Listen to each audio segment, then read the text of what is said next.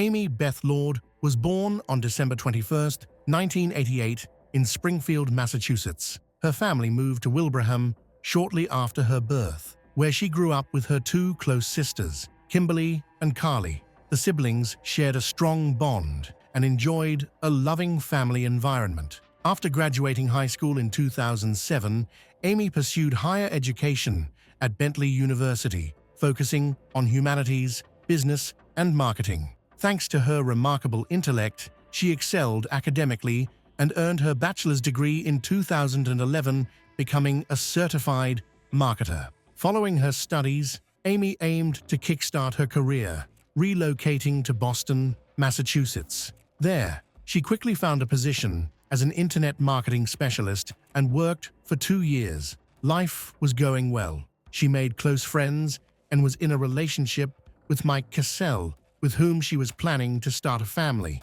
On July 23, 2013, at 5:38 a.m., 24-year-old Amy was in the lobby of her apartment building. She had woken up early to meet her friend and co-worker, Christina Kelleher, for a gym session at 6 a.m. However, when Amy didn't arrive, Christina waited at the bus stop for a while before deciding to go to the gym alone, assuming her friend had overslept and didn't want to wake her. Although Amy was usually very punctual, Christina wasn't too concerned and expected to see her at work later, as their desks were next to each other. After finishing her workout, Christina was surprised to find that Amy was still not at the office. Feeling alarmed, she reached out to Mike, Amy's boyfriend, to check if he knew where she was. He had no idea and mentioned that he assumed Amy had gone to the gym. Over several hours, Mike and Christina tried repeatedly to reach Amy, but they were unsuccessful. At 11:30 a.m., Christina decided to contact the office manager. They had already called all of Amy's friends and acquaintances, but no one knew her whereabouts. Consequently, the management opted to report her missing to the police. After taking the report, the officers contacted Amy's parents, who had also not seen her. They agreed to meet with her relatives at her apartment in South Boston to investigate further, which happened around 2 p.m. Detectives searched the apartment for any evidence of a struggle, robbery, or other criminal activity, but found nothing out of order. Everything appeared to be in its place, and the locks were secure. It seemed that Amy had simply vanished. Her family emphasized that she led a happy and organized life. She had no plans for sudden trips and wouldn't have run away without informing anyone. They believed something must have happened to her. A contact lens belonging to Amy was discovered in the building's foyer, and there were also marks on the nearby wall that suggested a possible confrontation. To gather more information about Amy, police interviewed her parents in detail. They revealed that Amy was driving a black Jeep Cherokee SUV. Shortly after, an officer recalled that at 8:37 a.m. in southern Boston, a fire had been reported. At that location, they found an SUV fully engulfed in flames. The fire department extinguished the fire and then towed the vehicle for further investigation. The car's description matched Amy's SUV. She had not yet been officially reported missing at that time. Although the license plates were completely burned away, the lab was able to identify the chassis number of the burned vehicle, confirming that it belonged to Amy Lord. Detectives returned to the station and started verifying Amy's bank transaction data. They discovered that her bank cards had been used to withdraw money 5 times that morning, beginning at 6 a.m. The total amount withdrawn was approximately $1,000, and the withdrawals were made from different ATMs. This raised suspicions because it was unusual to withdraw money repeatedly from various locations in the city. The first transaction took place near her apartment. When the police arrived, they noticed a surveillance camera beside the ATM. They reviewed the footage, hoping to spot Amy in the morning recordings and gain insights into what happened. The process of reviewing the footage took considerable time, and officers examined recordings from all the ATMs where Amy's card had been used. They also found additional surveillance equipment on nearby buildings. All this evidence was gathered to piece together a clear timeline of events from that morning. While police were working with banks to collect footage, they received a call around 4 p.m. from a cyclist who had found a body at the Stony Brook Reservation in Hyde Park. The body was that of a young woman. Upon arrival, detectives discovered the victim was naked and had suffered over 40 stab wounds, primarily to her neck, face, and chest. There were also hand marks on her throat, suggesting she had been strangled. Her body was dumped in a secluded area covered with foxes, far from the city, but the killer did not attempt to conceal it. No identification was found. However, based on police photographs, they believed the victim was Amy Lord. Once her identity was confirmed, the missing person case transitioned into a murder investigation. The analysis of the CCTV recordings from the ATMs has been completed. The first sighting of Amy was at 6:35 a.m. She appeared alone at the ATM in her workout clothes and appeared uninjured. She used her ATM card and left. At 6:47 a.m., she arrived at another ATM just a few blocks away. This time, the camera captured her car from the outside. Amy was again unharmed and wearing sportswear. She withdrew cash by herself. However, her behavior was unusual.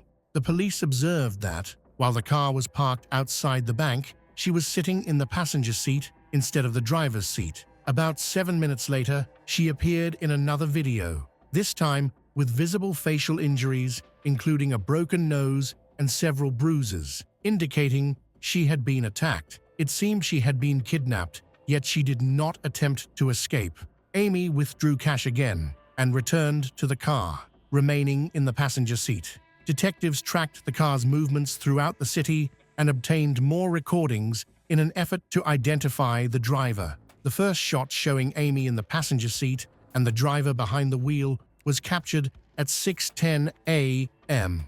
This helped them establish a timeline of events, but they still could not identify the driver's face. While reviewing the footage, the police noticed that the driver was hiding his face, possibly with a t-shirt or a headband. He wore a cap, and in one clip, when he adjusted it, it showed that he had a clean-shaven head. Detectives needed to find the exact moment Amy was abducted, so they continued gathering information from CCTV cameras. This effort led them to capture the moment Amy left her apartment. As soon as she opened the door, she was attacked by an unknown man who had been waiting outside. Pacing back and forth, he forced her inside, and they stayed behind the closed door for about 15 minutes. At 5:52 a.m., both of them came out and walked toward Amy's car. This suggests that the first cash withdrawal happened while she was being threatened. This information helped the police piece together the sequence of events. As soon as she left her apartment, preparing for a workout before heading to work, she was kidnapped. The attacker likely persuaded her that if she gave him enough money, he would let her go. As a result, Amy did not resist and complied with his demands. After withdrawing the required amount from her card, she was taken out of town and attacked with a knife. Following the murder, her body was left in a wooded area, and her car was set on fire. The police were unable to obtain a clear image of the suspect's face. Investigators questioned Amy's relatives to check if anyone might have wanted to harm her, but she had no known enemies. Her boyfriend had a strong alibi and was ruled out as a suspect. The attacker needed gasoline to set the car on fire. In the video footage from when the attack started, the attacker was not seen carrying anything that looked like fuel. Therefore, he must have bought it at a gas station. After the attack, he drove 10 kilometers to a country park to dispose of the body before returning. Detectives reviewed all intersections with cameras where the perpetrator might have been seen. The investigation was challenging because the victim drove a common car. There were hundreds, if not thousands, of black SUVs in the city, but her relatives pointed out a distinctive clue, a cloverleaf-shaped sticker on the rear window. This made it easier to track her car in traffic and locate the gas station where the attacker had stopped. Unfortunately, the surveillance camera at that station wasn't working. Detectives noticed a liquor store across the street that had a front camera. They obtained some footage, but it was too distant to clearly see the criminal's face. At around 8 a.m., the suspect arrived at a gas station without Amy. The car was recognizable because of a cloverleaf-shaped sticker.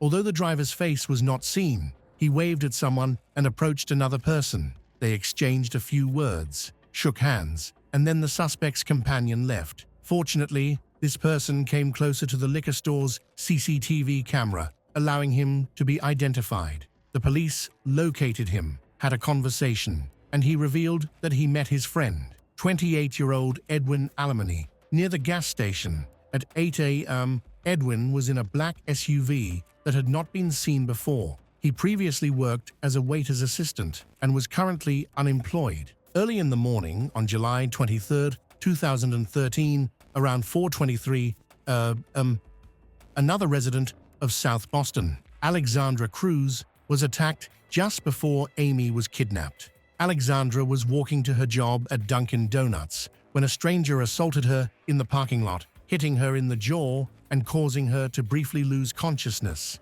The attacker then began to strangle her, but suddenly stopped, claiming he had made a mistake and was looking for someone else. He threatened to kill her if she screamed. He took her valuables and turned away for a moment, giving her the chance to escape. Despite his threat that she would be killed if she reported him, Alexandra did not keep quiet. Once she arrived at work, she called the police. About an hour later, an officer came to take her statement, and they created a composite sketch of the assailant. During the investigation at Amy's apartment, the police received another urgent call. Around midnight in South Boston, a girl was stabbed. Detectives quickly recognized that this crime occurred near Amy Lord's apartment. This led them to believe they were dealing with a serial attacker, as there had already been 3 similar incidents involving girls. The investigation needed to continue, as the officers received a new call. 21-year-old Kaylee Ballantyne was attacked shortly after midnight. She was the only daughter in her family, raised alongside 2 older brothers, which may have contributed to her ability to defend herself. Her parents described her as a fighter from a young age. All the children in the family were athletic, but despite her delicate appearance, Kaylee displayed remarkable strength, sometimes even outdoing her brothers. In 2003, when she was just 11, she faced a serious incident when a basketball backboard fell on her head, leaving her in a coma for a month. Fortunately, she survived, recovered fully, and even resumed playing hockey. When the police spoke with the victim of the latest attack, Kaylee was injured, but still alive and able to recount her night. She had been working and was heading home around midnight. With her headphones on, she didn't notice any danger right away. As she approached her apartment, she noticed a suspicious-looking man on the opposite side of the street. He was large and appeared to be watching her. Then, he crossed over to her side, stopped, and stared at her for about 5 seconds. This made her feel uneasy, so Kaylee hurried her steps. She got to her apartment and went to enter the code to get in. Initially, she entered it wrong, but got it right on the second try. When Kaylee opened the door, the man was right behind her. He put his hand on her left shoulder and pushed her through the door, his right hand holding a knife to her head. Kaylee fell to the floor, and the attacker pushed down on her, sitting on top of her. She pleaded for her life, asking him to take anything he wanted, but he began to stab her without saying a word. In a desperate attempt to protect herself, Kaylee crossed her left arm over her chest and started to fight back with her right hand. She also kicked at him. During the struggle,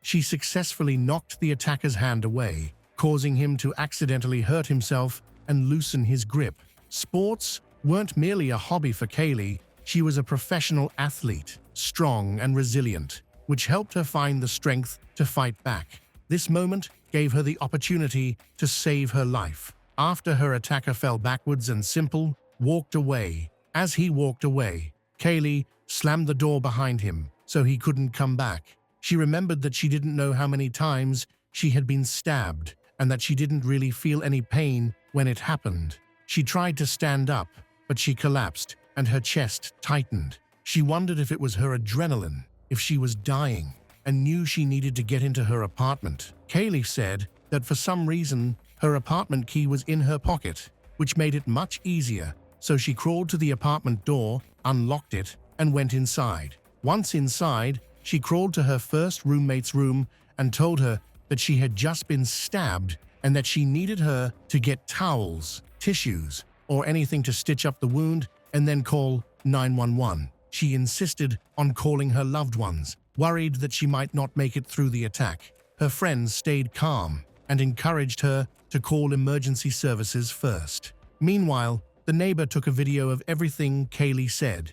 Remarkably, she managed to remain calm, even though she had sustained serious injuries: 2 stab wounds to her face and 2 to her neck. In total, the attacker had stabbed her 9 times, with 1 wound puncturing her left lung and another coming dangerously close to her heart. The trial of Edwin Alemany started in 2015 and lasted for 14 days. The key witness for the prosecution was Kaylee, the survivor.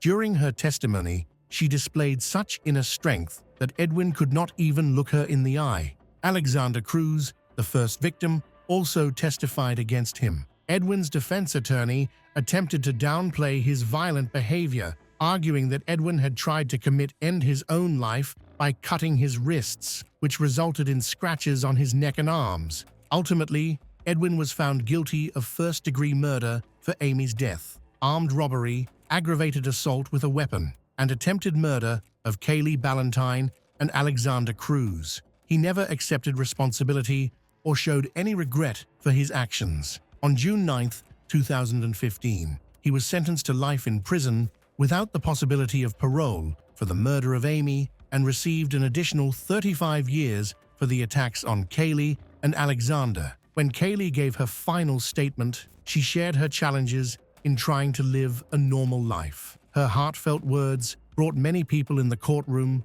to tears. Amy's parents gave Kaylee their late daughter's necklace as a token of gratitude for her testimony, which helped convict a dangerous criminal. However, Edwin, the criminal, never showed any remorse. In October 2020, he approached a federal judge to complain that his lawyers had been ineffective by opting for an insanity defense and admitting his guilt without his consent, despite him claiming he was innocent. In 2021, the state Supreme Court upheld his conviction. Edwin then hired a new lawyer and tried to formulate a different strategy to gain immediate release by pointing out the mistakes made by his previous attorney and the prosecution. However, these attempts were unsuccessful. After Kaylee recovered from her injuries, she returned to school and graduated from university. She lived in Boston until Edwin's case was resolved. After that, she decided to move to California to find peace away from big cities, hoping to cope with her post-traumatic stress disorder. Gradually, she healed from her psychological trauma and even began to dream again, which felt like a significant achievement. During this period, she felt intense anger towards Edwin for taking Amy's life and nearly ending hers too. Kaylee struggled to understand what could drive someone to such senseless cruelty. Over time, however, she began to feel pity for Edwin, recognizing the flaws in his character that led to his actions. Eventually, she wrote him a letter of forgiveness, but never sent it. It remained in her desk for 2 years. Then Kaylee tried to contact Edwin's lawyer, but received no response. Later, during a sermon about forgiveness at her church, she was reminded of the man who nearly took her life. Coincidentally, the pastor was visiting the prison where Edwin was held, so Kaylee asked him to deliver her letter. 2 weeks later, she received a response. In his letter, Edwin discussed his hard childhood. He was born in Puerto Rico and moved to the United States without speaking English. He shared the difficulties he encountered both at work and in his personal life, including experiences of bullying during his childhood. These challenges resulted in behavioral issues that ultimately led to him being in juvenile prison for a significant part of his youth. Initially, Kaylee felt compassion for him after reading the letter, but a few weeks later, she discovered that he was trying to appeal his case, claiming that his tough upbringing had broken him. This revelation made her question his sincerity, as she suspected he was trying to gain her sympathy. As a result, she decided not to reply to him. In the end, his appeal was denied, and he remains in prison. Kaylee hopes he is attending school and working on self-improvement. She believes he didn't ruin her life. Instead, he improved it. Kaylee has decided to turn her circumstances into something positive and feels happier than ever. Even though she faces daily anxiety and various challenges, she continues attending therapy and strives to maintain a positive outlook. After spending some time in California, she returned to Maine, where she currently resides. As a public speaker, she shares her story to inspire and support others who have experienced trauma. About a year ago, she stepped back from public speaking and is now seeking new ways to share her message. Kaylee feels passionate about her story because it has the potential to connect with others and create positive change in their lives. Currently, she works in marketing, is in a loving relationship, and has recently purchased her first home. At 3 a.m., police knocked on the door of a quiet apartment in Houston. Inside, Leon Jacob and Valerie McDaniel thought their troubles were resolved. However, when Valerie opened the door, instead of finding relief, she was met with handcuffs. 2 people were missing, and it was believed they were dead. Now, they at the center of this situation had to confront the reality of what had happened. Unbeknownst to them, everything had been a setup. This story revolves around deception, manipulation, and a plan that spiraled out of control, ultimately leading to a dramatic downfall. Leon Jacob had always dreamed of becoming a doctor and saving lives, but the reality was much darker. His medical career was marked by unfinished residencies, disciplinary actions, and a series of failures. His personal life was equally troubled. Leon married Annie Morrison in 2001. She was ambitious, smart, but their home life was chaotic. They moved to New York to advance their careers, Annie in law and Leon in medicine, but what should have been a time for growth turned into a nightmare. Verbal abuse quickly escalated to physical violence. Leon hid his actions well, bruises were concealed and threats were spoken softly. By the time their second son was born, Annie lived in a constant state of fear. Leon's anger was uncontrollable. He drank heavily, gambled irresponsibly, and manipulated Annie through psychological abuse and terrifying threats. During one violent confrontation, he even pulled a knife on her in front of their child. On another occasion, Leon locked Annie and their baby in a room, telling her that the only way out was in a plastic bag. Annie finally spoke up. With her parents' assistance, she escaped with her children to Chicago. However, Leon did not give up. He stalked Annie and her family, expressing anger towards the court that gave her custody. Unable to control her, he shifted his attention to someone new, Megan Varikas. Megan worked at a hotel in Pittsburgh, where Leon had moved for his 6th residency. Like his previous positions, this one ended poorly due to his aggressive behavior towards staff and neglect of patient safety. Despite this, Megan was initially taken in by his charm. They relocated to Houston in late 2014, hoping for a new beginning, but Leon remained unchanged. By 2017, their relationship had deteriorated into threats, harassment, and fear. Megan faced physical abuse, constant stalking. When she attempted to leave, he followed her. When she sought refuge, he tracked her down. Even when she found safety at work, he would lurk outside, hiding in the bushes and confronting her coworkers. He bombarded her with emails filled with a mix of desperate requests and angry outbursts. He was unwilling to let her go and refused to accept her rejection. Megan applied for a restraining order and also sued Leon for harassment and assault. Facing criminal charges, Leon panicked as his dream of becoming a doctor slipped further away. Instead of accepting responsibility for his actions, Leon started to plan something more sinister. He reached out to a family connection and visited a law firm run by friends of his parents, where he met Laura, the owner's niece. Laura attempted to mediate the situation, hoping to persuade Megan to drop the charges and reconcile, but Megan refused. This rejection triggered Leon's dark thoughts. He considered that Laura helped Megan disappear. When Laura sensed his disturbing intention, she quickly distanced herself from him. Leon, feeling rejected, began sending Laura numerous messages and harassing her at her workplace. Although Laura felt unsafe, she did not report him to the police. Instead, she contacted her friend, seeking his help to intervene. Leon continued to stand his ground. A month went by without any progress. When Laura tried to reach her friend again, a stranger named Zach picked up the phone. He informed her that her friend had passed away unexpectedly. Zach, a former soldier, mentioned that he was familiar with the situation and offered his assistance. This new relationship would soon make a significant impact. Leon's personal life took an unexpected turn when he started dating Valerie McDaniel, a well-regarded veterinarian from Houston and a neighbor of his mother. Valerie, known for her compassion and passion for animals, had a successful career running the Montrose Veterinary Clinic since 2000. However, her personal life had been marked by deceit. She had previously been happily married to Mac, whom she met in college. In 2008, they adopted a baby girl after facing infertility challenges. Unfortunately, their family life fell apart when a woman unexpectedly contacted Valerie, claiming to be Mac's mistress and revealing years of his infidelity. Despite Mac's pleas for forgiveness, the cheating continued. Valerie eventually filed for divorce in 2014.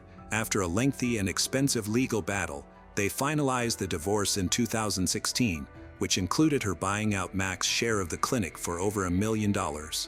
After becoming single and raising her daughter, Valerie decided to move to an upscale neighborhood in Houston. There, she met Leon, a charming, attractive man who was 8 years younger and worked as a doctor. At 48 years old and seeking stability, Valerie found herself attracted to him, even though she noticed some troubling signs. Not everyone supported their relationship. Friends cautioned her about Leon's arrogance.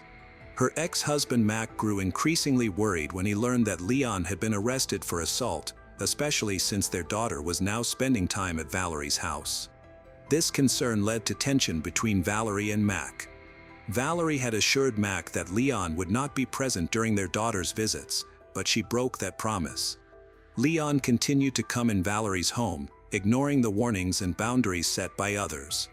As Leon's time to face her lawsuit approaches, he received a call from Zach. Leon saw this as an opportunity. Zach, who described himself as a former soldier, appeared to be the ideal person to help with what Leon considered a solution. Leon wanted Megan out of the way before the trial. If she is unwilling to leave the state on her own, it would be best for her to go back to Pittsburgh. Without hesitation, Leon offered Zach money and gave him a $2,500 down payment during a meeting in early February. However, Zach, whose real name was Motaz Azza, had no intention of harming anyone. Instead, he viewed this as a chance to prevent a potential tragedy and decided to trick Leon. He told Leon that the job was completed, claimed that Megan had been taken and convinced not to testify. Leon wanted to talk to her, but Zach advised against it, insisting she was emotionally unstable. For now, Leon accepted this and waited until Megan arrived at court. When she did, Leon lost his temper, while Zach pretended not to know what was going on. To keep up the act, Zach created a new plan. This one involved pretending to cause a car accident and planting banned substance to damage Megan's reputation before the trial. Leon agreed once more and continued to pay Zach, but the plan didn't succeed. Zach claimed that his team, whom he had supposedly hired, had been arrested. In reality, there was no team and no plan. It was all a deception.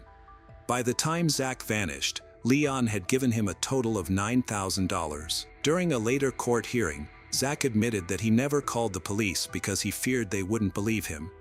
Given his previous theft conviction and a suspended sentence, he worried that his testimony would not be taken seriously, especially against someone like Leon Jacob, who was still a respected doctor. Feeling frustrated and betrayed, Leon looked for help elsewhere. He reached out to a prominent Houston city councilman and bail bondsman, Michael Kubosh, who had previously helped post bail for Zach. However, when Leon rushed into Michael's office demanding Zach's phone number, the discussion quickly changed direction. Leon was forceful and persistent. He accused Zach of disappearing with a large sum of money. Confused, Michael asked for more details. That's when Leon disclosed a shocking fact. He wanted Megan removed from Houston and taken off the witness list for good. Michael felt a surge of panic. He quickly reached out to the police. Authorities acted swiftly and tracked down Zach, discovering that his real name was Motaz. After his arrest, Motaz told detectives that he had been deceiving Leon to prevent a real crime from occurring. He claimed his actions were part of a scheme to protect Megan while also earning money. However, a crucial question remained: if he genuinely wanted to protect Megan, why didn't he contact the police earlier? After months of manipulation, deceit, and escalating threats, Motaz, previously known as Zach, decided to involve law enforcement. He agreed to cooperate with detectives in a high-stakes undercover operation aimed at capturing Leon Jacob in the act. The goal was to obtain recorded evidence of Leon ordering a hit. Detective Javier was selected to impersonate the hitman. During a wiretapped conversation, Zach informed Leon that he wasn't the suitable candidate for the job, but he had someone else in mind. Leon acted quickly. He was not only focused on Megan but also had another target in mind. He asked if Javier could take care of two assignments, the second being Valerie McDaniel's ex-husband, Mac. Both Leon and Valerie consented. Mac needed to be eliminated. On March 8, 2017, four individuals, Leon, Valerie, Zach, and undercover officer Javier, gathered at an Olive Garden restaurant. This meeting was intended to be a planning session, but it was actually being recorded. Leon expressed his thoughts regarding their situation. He indicated that he did not want to kill Megan but just wanted her to leave Houston and made her too scared to testify. However, he mentioned that if she refused to leave, he was open to taking extreme actions. He even suggested using an injection to make it look like she had a heart attack. Valerie, who was sitting next to him, didn't react negatively. Instead, she shared Mac's location and proposed a plan to hijack his car while he was inside, making it look like a robbery that went wrong. She was concerned that Mac would seek full custody of their daughter. Unbeknownst to the perpetrators, their intended targets were already informed about the operation. 2 weeks prior to the meeting, police warned Megan that her life was at risk. She initially sought refuge at her parents' house but later chose to return and assist with the investigation. Mac received the same warning and request for help. Together, they became part of their own crime scene. The police staged photos to create a convincing illusion. Megan was shown bound and gagged, her eyes wide with fear, while Mac was depicted with a fake gunshot wound, slumped on the ground and in his car. These images would serve as a crucial trap for Leon and Valerie.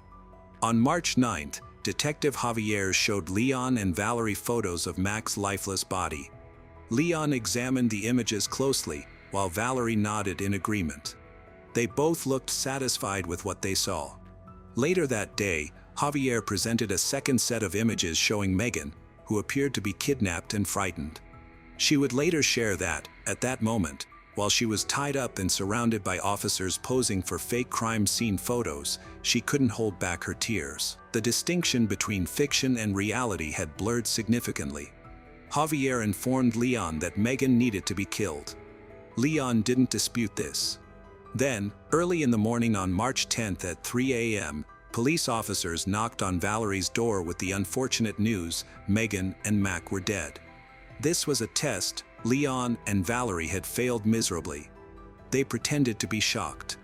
Leon quickly asserted that they had stayed home all night, offering an unsolicited alibi.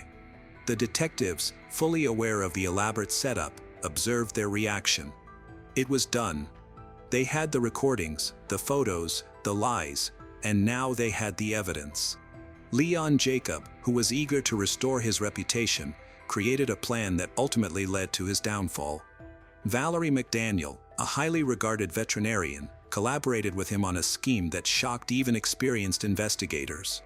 Just hours after thinking their plan had worked, Leon Jacob and Valerie McDaniel were arrested. The police revealed the shocking truth: no one had died. Mac and Megan were safe, the photos were fake, and the assassination never took place. Leon went from disbelief to panic in an instant. Valerie, shocked and speechless, found herself confronted by Mac, who was waiting just outside her apartment during the arrest. She had to look into the eyes of the man she had desperately tried to forget. Meanwhile, their daughter was sleeping inside. That same night, the little girl was taken into Mac's care. It would be the last time Valerie would see her child. Leon and Valerie were both taken to jail. Because of his previous charges, Leon was not granted bail. Valerie was released to await her trial under supervision, but she would never actually appear in court. On March 27, 2017, just weeks after her arrest, Valerie McDaniel jumped from the 7th floor of her apartment building. She left behind a legacy filled with grief and confusion, as well as a voice memo on her iPad. In the memo, she expressed her apologies and emphasized that she never intended to hurt anyone. Despite the circumstances, her patients and friends remembered her fondly as a respected veterinarian but caring mother, a woman who ultimately lost her way and all that she had worked for. Leon was not permitted to attend her funeral. His trial began nearly a year later, in March 2018. In court, Leon's defense team attempted to place all the blame on Valerie. They portrayed him as a man struggling with untreated bipolar disorder, overwhelmed by trauma and desperation. His lawyers argued that he had long faced extreme mood swings, impulsivity, and disorganized thinking, which are symptoms of a serious mental illness. They reminded the jury of the sudden death of his father from a heart attack when Leon was just 13 years old. Leon had been alone with him at that moment and carried the guilt ever since. Leon's mother, who is a lawyer, testified that he never fully processed that trauma and remained emotionally fragile as a result. The defense argued that he wasn't evil, but rather broken. The prosecution had a different perspective. They portrayed Leon as cold, calculating. He didn't just plan a crime, he also recruited accomplices, easily told lies, paid people he believed were hitmen, even proposed using chemicals to induce heart attacks. When shown images of Megan being tied up and gagged, he didn't react or object. In fact, he seemed to approve. Megan testified about the distressing experience of being stalked and harassed by Leon, which left her feeling terrified. She called the police numerous times for help. She also provided testimony, describing the threats and emotional abuse she endured during their marriage, including a chilling remark from Leon that she would not be found if she left him. Despite the overwhelming evidence against him, Leon maintained his innocence, claiming he never intended to harm anyone and that the police had coerced him into making him sound guilty. His defense team argued that he only aimed to intimidate Megan and protect his future. However, the jury was not convinced and took just 2 hours to reach their decision. Leon Jacob was found guilty on 2 counts of solicitation of capital murder for his attempts to have Megan and Mac killed. He received a life sentence in prison and was fined $10,000, with the possibility of parole in 2047. As the verdict was revealed, a disturbing detail surfaced. Leon once mentioned to someone that this whole situation would make for an excellent movie. However, this was not a film. The consequences were real and painful. A child lost her mother, a community lost its trust, and 2 lives were nearly destroyed, all to protect a man who believed he could act without consequences. Thankfully, this time the worst outcome was averted just in time. Michelle Rivera was born on November 18, 1969, as the 4th of 7 children in her family. She grew up in a small village in the Philippines, where her family struggled with poverty. Her parents could barely provide for their children.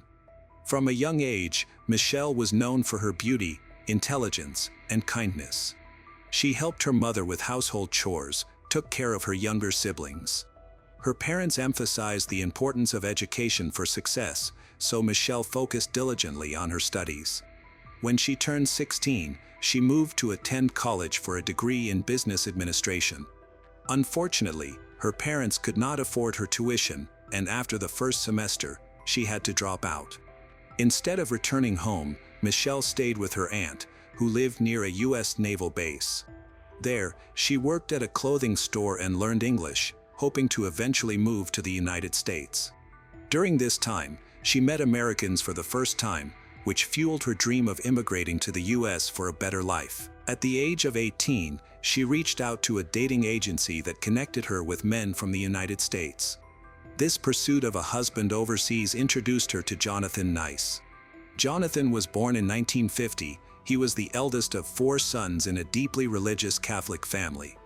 Although he was quiet and reserved, he had a unique perspective on life. He was also quite creative, with a passion for writing stories and poems. In 1957, the Nice family moved to a bigger house in Collegeville, Pennsylvania, after Jonathan's father got a better-paying job. Jonathan was very good at mathematics and the natural sciences, but he had trouble making friends, especially with girls. He started attending Temple University in Philadelphia in 1968. After 8 years, he earned a bachelor's degree, and 2 years later, he completed a master's degree. By 1983, he had received his doctorate, began working on his dissertation in Los Angeles. After successfully defending his thesis, he found a job at East Carolina University in Greenville by 1988. Ambitious Jonathan became a professor of medical sciences. However, he faced challenges in his personal life. His first marriage to a woman of a different faith ended partly because of their religious differences. Despite this, Jonathan remained hopeful and continued to seek new love. In 1988, Michelle got her first letter from him. He introduced himself as a successful and wealthy professor. The accompanying photo showed him as young, tall, and handsome, with blonde hair. What caught Michelle's attention the most was that he was American. Excited, she replied to his letters, sharing details about herself and her dreams. Over the next few months, they developed a romantic relationship, sending letters, postcards, and photos to each other, even started making phone calls. In October 1989, Jonathan shared his feelings for Michelle, and shortly after, they decided to meet in person. By May 1990, he announced that he had purchased a plane ticket to the Philippines for their wedding. Michelle was excited about this meeting but was taken aback when they finally met, as Jonathan looked quite different from the young man in the photo. He was an overweight, older man with medium-length blonde hair, appearing much older than his actual age. Despite her surprise, Michelle kept her feelings hidden, and they spent the next 2 days together. She later confessed that she had doubts about the wedding from the start, not only because he didn't resemble the photo, but also because some uncomfortable truths were becoming clear. However, after spending time together, she began to feel attached to him. Jonathan had changed his birth date on his passport to make himself younger. His marriage certificate stated that he was born on May 26, 1958, which suggested he was 32, but in reality, he was 40 years old. 21-year-old Michelle felt uncertain about her decision, but her wish to move to the United States was stronger. After their marriage was registered, Jonathan went back to the U.S., leaving Michelle in the Philippines to sort out her American visa. Upon returning, he kept their marriage a secret from everyone, including his parents and brothers, acting as if nothing had happened. During this time, he attended a cancer conference in Hawaii and also traveled to the Philippines, where he was supposed to give lectures. People assumed he was just on a business trip. Meanwhile, Jonathan opened a bank account for Michelle and sent money to support her family. He also bought them a new house in the Philippines. However, by winter, Michelle had still not moved in with her husband. Her visa wouldn't be ready until the end of March the following year. Jonathan then bought Michelle a one-way ticket to California for their honeymoon. In April 1991, Michelle left her family to fly to California. The deception continued. Jonathan was embarrassed about how he met Michelle through correspondence in the Philippines, so he concocted a story about falling in love at first sight during a conference there. He maintained this lie for years, and Michelle supported it because she was not proud of her past either. After they returned to New Jersey, Jonathan rented an apartment for them, and a few months later, Michelle became pregnant. They welcomed their first child, Alex. Both parents doted on him. Jonathan devoted all his free time to his son, and Michelle frequently sent pictures to her parents. Michelle became pregnant again in early 1993, and on November, she gave birth to their second son, Trevor. During this time, Jonathan collaborated with other experts to enhance asthma medications. In the spring of 1995, Jonathan left the university to start his own pharmaceutical company. He began promoting a new drug, claiming it had been tested on animals and had no side effects. Slowly, the money started coming in. Those who worked with Jonathan recognized that he was, at best, overstating the truth. However, he had a talent for presenting things in a way that made others believe him. Small falsehoods turned into a larger deception. Jonathan appeared convincing and continued to attract investments for drug development. The business was expanding, and the drug trials seemed very promising, at least on paper. By the end of 2000, Jonathan was getting ready for drug trials in London. Their relationship seemed strong, they were enjoying life together. They had a daughter, Samantha, and lived in a spacious new house in an upscale neighborhood of Hopewell Township, New Jersey, a charming town with a population of 4,000, situated on an old horse farm. However, Jonathan felt the property wasn't green enough, so in 2001, he hired a gardener named Miguel de Jesus. Miguel was a 31-year-old Puerto Rican with years of experience in landscape design and great references. He completed the landscaping for their home at a cost of $50,000. Jonathan invested generously in the project. Michelle, who did not have a job and spent most of her time at home, interacted with Miguel more frequently than Jonathan did, leading to a mutual attraction between them. By spring 2002, the business started facing issues. Jonathan had to cut his staff down to 12 employees. The company invested around $40 million in different studies, but they yielded no convincing results. Jonathan felt mounting pressure from investors, and funding for his projects was halted. Desperate for cash, he took out a $200,000 loan against his home. These financial struggles began to take a toll on his marriage. During this time, Michelle confided in a friend that she wanted a divorce. In the summer of 2002, her father came to visit the nice family and intended to stay for a while to spend time with his daughter and grandchildren. He often spent months with them, cooking Filipino dishes. During this visit, he observed firsthand the deterioration of the marriage. Jonathan was drinking heavily, and the couple argued almost daily. The parents was revealed that Jonathan had lied about his age, which shocked everyone, including Michelle. The troubled state of their marriage continued to decline. She made the decision to get a divorce, but she knew it would require careful planning. The financial situation was entirely in Jonathan's hands, leaving Michelle feeling trapped. She needed help to overcome this challenge. That's why Miguel de Jesus appeared to be a promising choice. He had lived in the US for 14 years, worked in landscape design, and had a steady job with regular clients. Miguel had been married for 5 years following his previous divorce. He had not paid alimony and had accumulated significant debt. He was also hiding because a warrant had been issued to freeze his accounts. To conceal his identity, he used a fake ID with a different name. Michelle started giving him expensive gifts to show her affection. A secret relationship formed between them. As tensions rose, Michelle and Jonathan grew more distant. In January 2003, Michelle's friend became worried when she couldn't reach her by phone, fearing something was wrong. She was aware that Jonathan had problems with alcohol, was facing significant financial struggles, and that a divorce was imminent. Concerned that he might have harmed Michelle, the friend decided to visit their house to check on her. However, Michelle was hesitant to talk about her husband and avoided discussing their relationship altogether. Eventually, the friend left. In the following months, the friend made several attempts to reach out to Michelle, but each effort failed. It appeared that Michelle was intentionally avoiding everyone. She slowly withdrew from her family and friends and did not return their calls.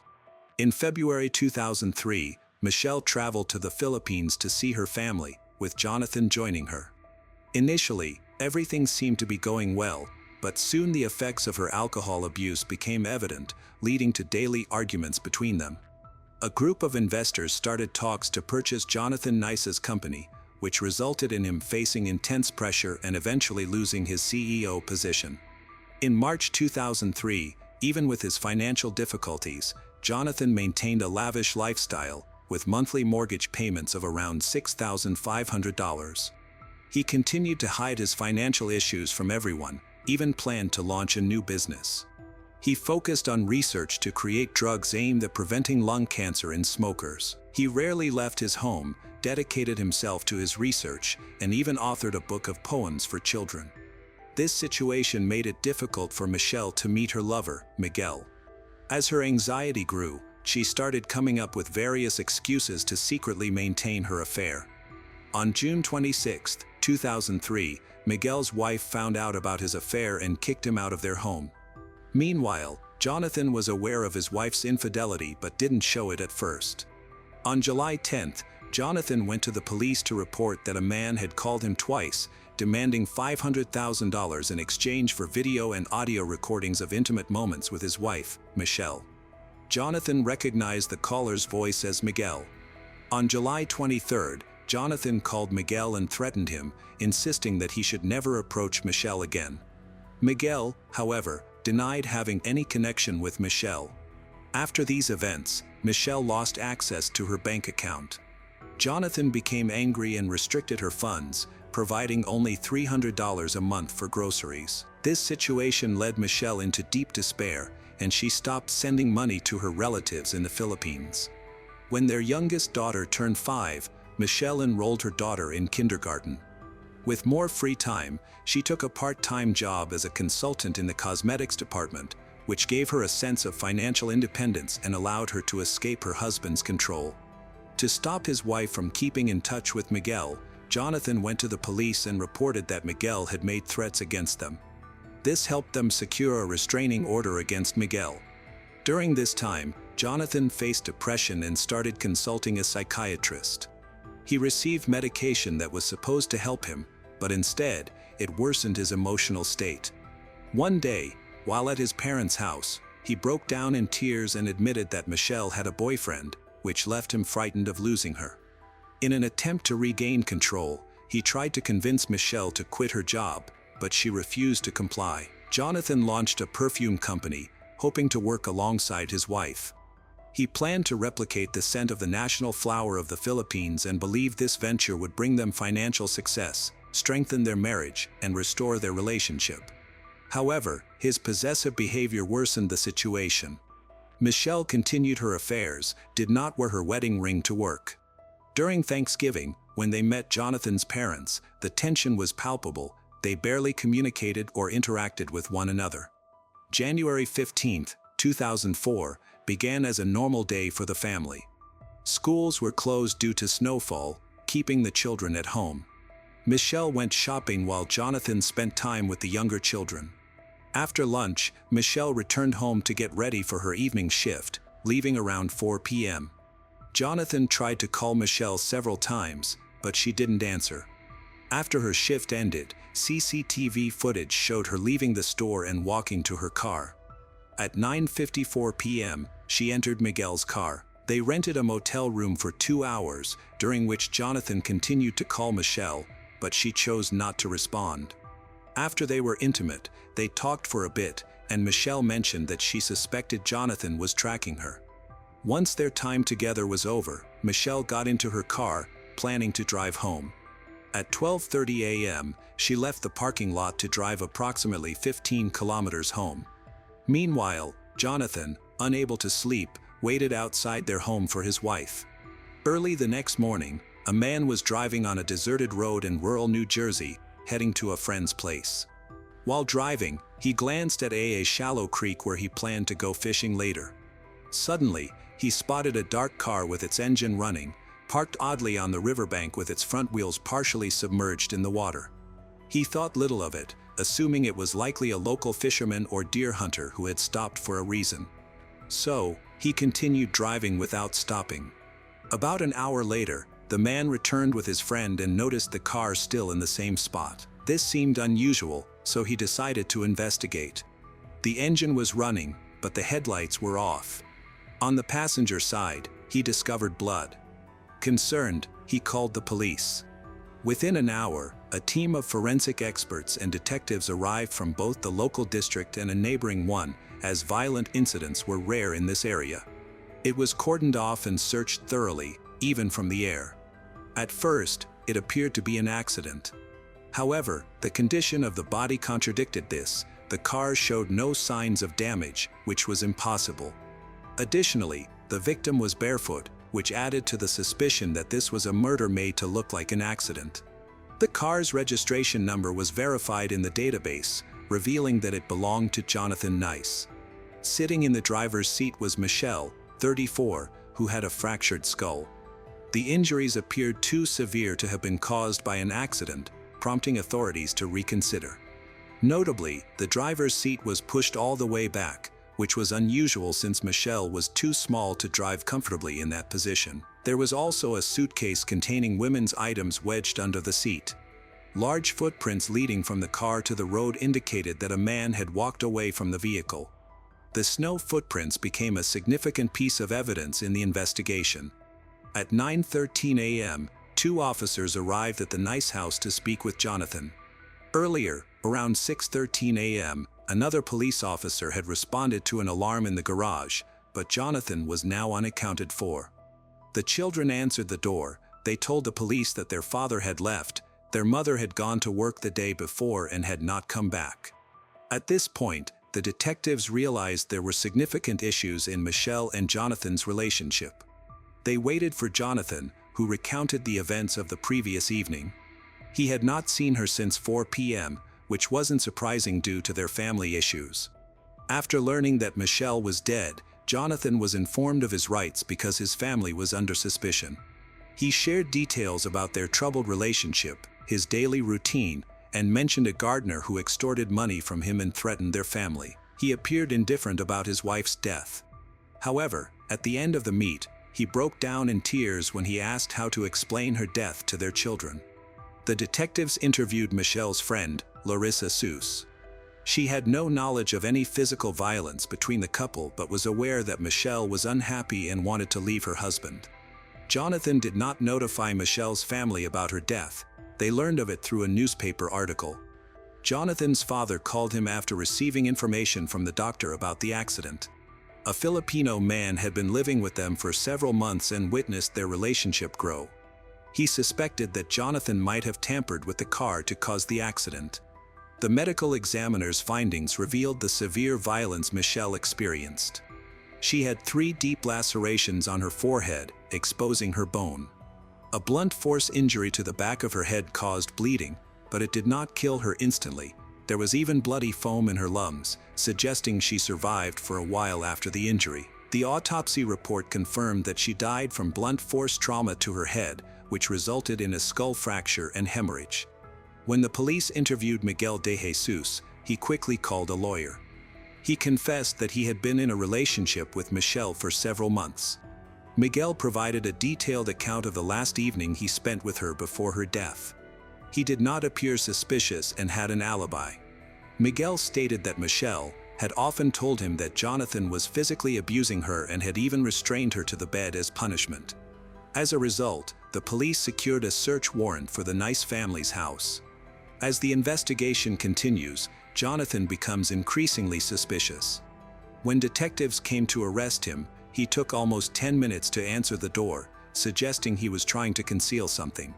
It was later discovered that he had quickly removed the soles from his shoes, cut them into small pieces, and hidden them in various locations around the house, including among some Christmas decorations. The patterns on the soles of the shoes were later matched to evidence found at the crime scene.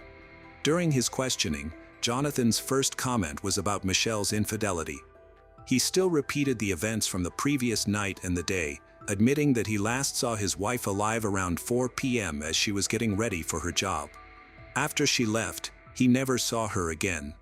When police raided Nice's home, they found a blood-stained baseball bat and Jonathan's clothes soaked in pink water in the washing machine. Police also found blood in the garage and bloody towels hidden in the chimney. The investigation confirmed that all of the stains were from the victim's blood. When directly asked about the suspicion of killing his wife, Jonathan denied it, claiming he had been framed and attempting to shift the blame to his wife's lover. Over time, he began to show signs of distress. Jonathan later told police that his wife had attacked him in the garage with what he believed was a knife when she got home. According to him, Michelle fell to the floor of the garage, and he accidentally smashed her head into the floor during the struggle that resulted in her death. Afterward, Jonathan placed Michelle in the driver's seat of her car and used an ice pick to operate the accelerator and brake pedals while sitting in the passenger seat. He drove about a mile until he found a creek, then drove off the road and into the water. At that point, he left the car running and walked home. In the garage, authorities discovered cut-out shoe soles hidden throughout, which matched the footprints found at the scene of the accident. Additionally, there was evidence of blood in the garage. The prosecution claimed that Michelle wanted to leave the marriage, but Jonathan could not allow that to happen, so he attacked her. They believed that Jonathan made up a story about Miguel trying to blackmail him with intimate photos, perhaps in an attempt to scare off Miguel and save his marriage. Miguel testified that Jonathan had been aware of his wife's affair for a long time, suggesting that the murder was not a spontaneous act of passion but rather a premeditated one. Miguel also stated that Jonathan had threatened to kill him. Jonathan was desperate to save his marriage and did not want Michelle to leave amicably, which is why he aimed to remove Michelle. The prosecutor believed that Jonathan had been waiting for Michelle to return from seeing her lover that evening to confront her. As soon as she parked the car in the garage, he approached her, sparking an argument. They moved inside the house, where the fight continued, with Michelle stating her desire to leave and quickly packing her belongings. Jonathan eventually realized he had lost his wife after 15 years of marriage and that nothing could change that. When she got into the car with her things, he became furious, pulling her out with such strength that he nearly injured her arm. He then threw her onto the concrete floor and struck her on the back of the head with a bat. Despite being injured, Michelle tried to stand up but was slipping in her own blood. Jonathan continued to slam her head against the concrete. According to the medical examiner, Michelle survived for approximately 10 minutes after being hit before choking on her blood. Jonathan suddenly realized that he had killed Michelle. He placed her body in the driver's seat of the car, gathered up the bloody items, and put them in the trunk. It was about 2 a.m. He pushed the driver's seat back as far as it would go, sat next to her in the driver's seat, and drove out of the garage. Jonathan operated the pedals as if they were her feet, while keeping his hands on the steering wheel over hers. A couple of miles away, he found a narrow part of the river where he planned to drive the car into the water to make it look like an accident. However, he was careless and left behind a significant amount of evidence and footprints leading from the submerged car back to his home. He also forgot to move the driver's seat back into its original position, which further exposed his attempt to stage the scene. At around 3 a.m., Jonathan returned to the garage and started cleaning it thoroughly with paper towels and bleach. By about 6 a.m., he accidentally triggered the alarm, prompting a quick response from the police. In a hurry, he scattered bloody clothes and bloody towel into the chimney. After that, Jonathan went to bed and pretended to be asleep for the rest of the night. Jonathan Nice was charged with first-degree murder and concealment of evidence. His trial started in June 2005. He maintained that he had acted in self-defense. The professor employed a skilled lawyer who argued convincingly that Michelle and her lover had plotted to extort money from Jonathan and had intended to kill him that night. According to the lawyer, Jonathan managed to defend himself, which tragically led to Michelle's death. The defense also highlighted that Jonathan panicked upon realizing he had accidentally killed her. The question still lingered: if Jonathan was acting in self-defense, why didn't he call 911 right away to explain what happened? Why did he feel the need to cover up the incident? The lawyer suggested that Jonathan was afraid of being sent to prison. The defense attorney argued that Jonathan was too intelligent to kill his wife in such an obvious way by causing a head injury. As a brilliant scientist, he could have created a more subtle method to avoid detection, like developing a new poison. The defense attorney was convincing and successfully reduced the charge to manslaughter in a moment of passion. As a result, Jonathan received a lighter sentence of just 8 years. The judge showed leniency because Jonathan had made significant contributions to society, particularly in the battle against a deadly disease. After the verdict, Jonathan said he still loved Michelle and felt regret about how things had ended up. Even though he received a light sentence, an appeal was submitted in 2007, but it was denied. Jonathan's parents, who are U.S. citizens, were given custody of the children, Samantha, Alex, and Trevor, while the parents of Michelle, who are from the Philippines, were not granted custody. On December 5, 2010, Jonathan Nice was released from prison after serving 5 years of his 8-year sentence. He moved in with her parents and reunited with her 3 children. He wrote an e-book titled Under the Color of Law: The Deliberate Conviction of an Innocent Man and the Destruction of a Family, to clear his name. On February 5, 2020, Philly Voice reported that federal authorities had charged Jonathan Nice with selling counterfeit drugs to dog owners whose pets were suffering from terminal cancer. He allegedly falsely claimed that these drugs almost always restore the appetite, spirit, and energy of a cancer-stricken dog. He gave the fake treatments realistic-sounding names, Temexel and Naturazone, and claimed that the Food and Drug Administration funded his research. In reality, the drugs were simply random ingredients mixed together, and the FDA had no involvement with them. According to the Justice Department, the scam netted nearly $1 million from approximately 900 victims. In December 2022, a federal jury convicted Jonathan Nice of wire fraud and interstate transportation of misbranded veterinary drugs. He now faces up to 32 years in prison and a substantial fine. On the morning of May 17, 2005, a 911 call came from a quiet home in Alexandria, Kentucky. A woman was screaming, claiming that someone had broken in and shot her husband. When the police arrived, they found the house in chaos. Drawers were pulled open, items were scattered everywhere, and broken glass covered the floor. In the bedroom, they discovered a man's body. Initially, it appeared to be a botched robbery, but something felt off about the situation. The children provided different accounts of the event, raising suspicion. Then, the police uncovered a crucial piece of evidence hidden deep inside the washing machine that changed the investigation. What truly happened in the Bosley home that morning? Robert Bob Bosley was born on August 6, 1962, in the small town of Alexandria, Kentucky. He grew up in a close-knit, religious family with his siblings. From an early age, Bob demonstrated a sharp intellect and a strong ambition. Although much of his early life is not well documented, it is clear that he started planning his future before he even became an adult. Bob dreamed of becoming wealthy and owning his own business. He began by offering chimney cleaning and minor roof repairs. With long hours, affordable rates, and a strong work ethic, he gained a reputation as a reliable and friendly worker. His hard work paid off. Eventually, Bob expanded his one-man operation into a successful business, Bosley Roofing and Chimney Sweep in Alexandria. Under his management, the company became known for its quality and reliability, attracting loyal customers and generating impressive profits. With a growing influx of money, Bob aimed for even greater success. He started buying rental properties, eventually owned about 20. These investments significantly increased his income, making him one of the most successful businessmen in the area. His newfound wealth allowed him to enjoy a lavish lifestyle, complete with sports cars, horses, an airplane, a large boat, and a collection of expensive firearms.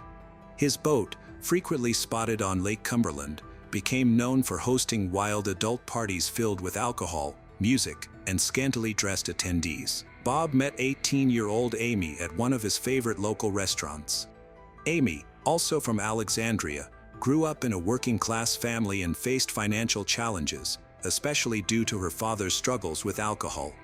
Despite these difficulties, she was determined to create a better life for herself. After graduating high school with top honors in 1986, Amy enrolled in business studies at a community college affiliated with Northern Kentucky University. To support her education, she worked as a waitress, where she met Bob. He was older, wealthy, and charming. Initially shy, Amy soon became captivated by his lifestyle.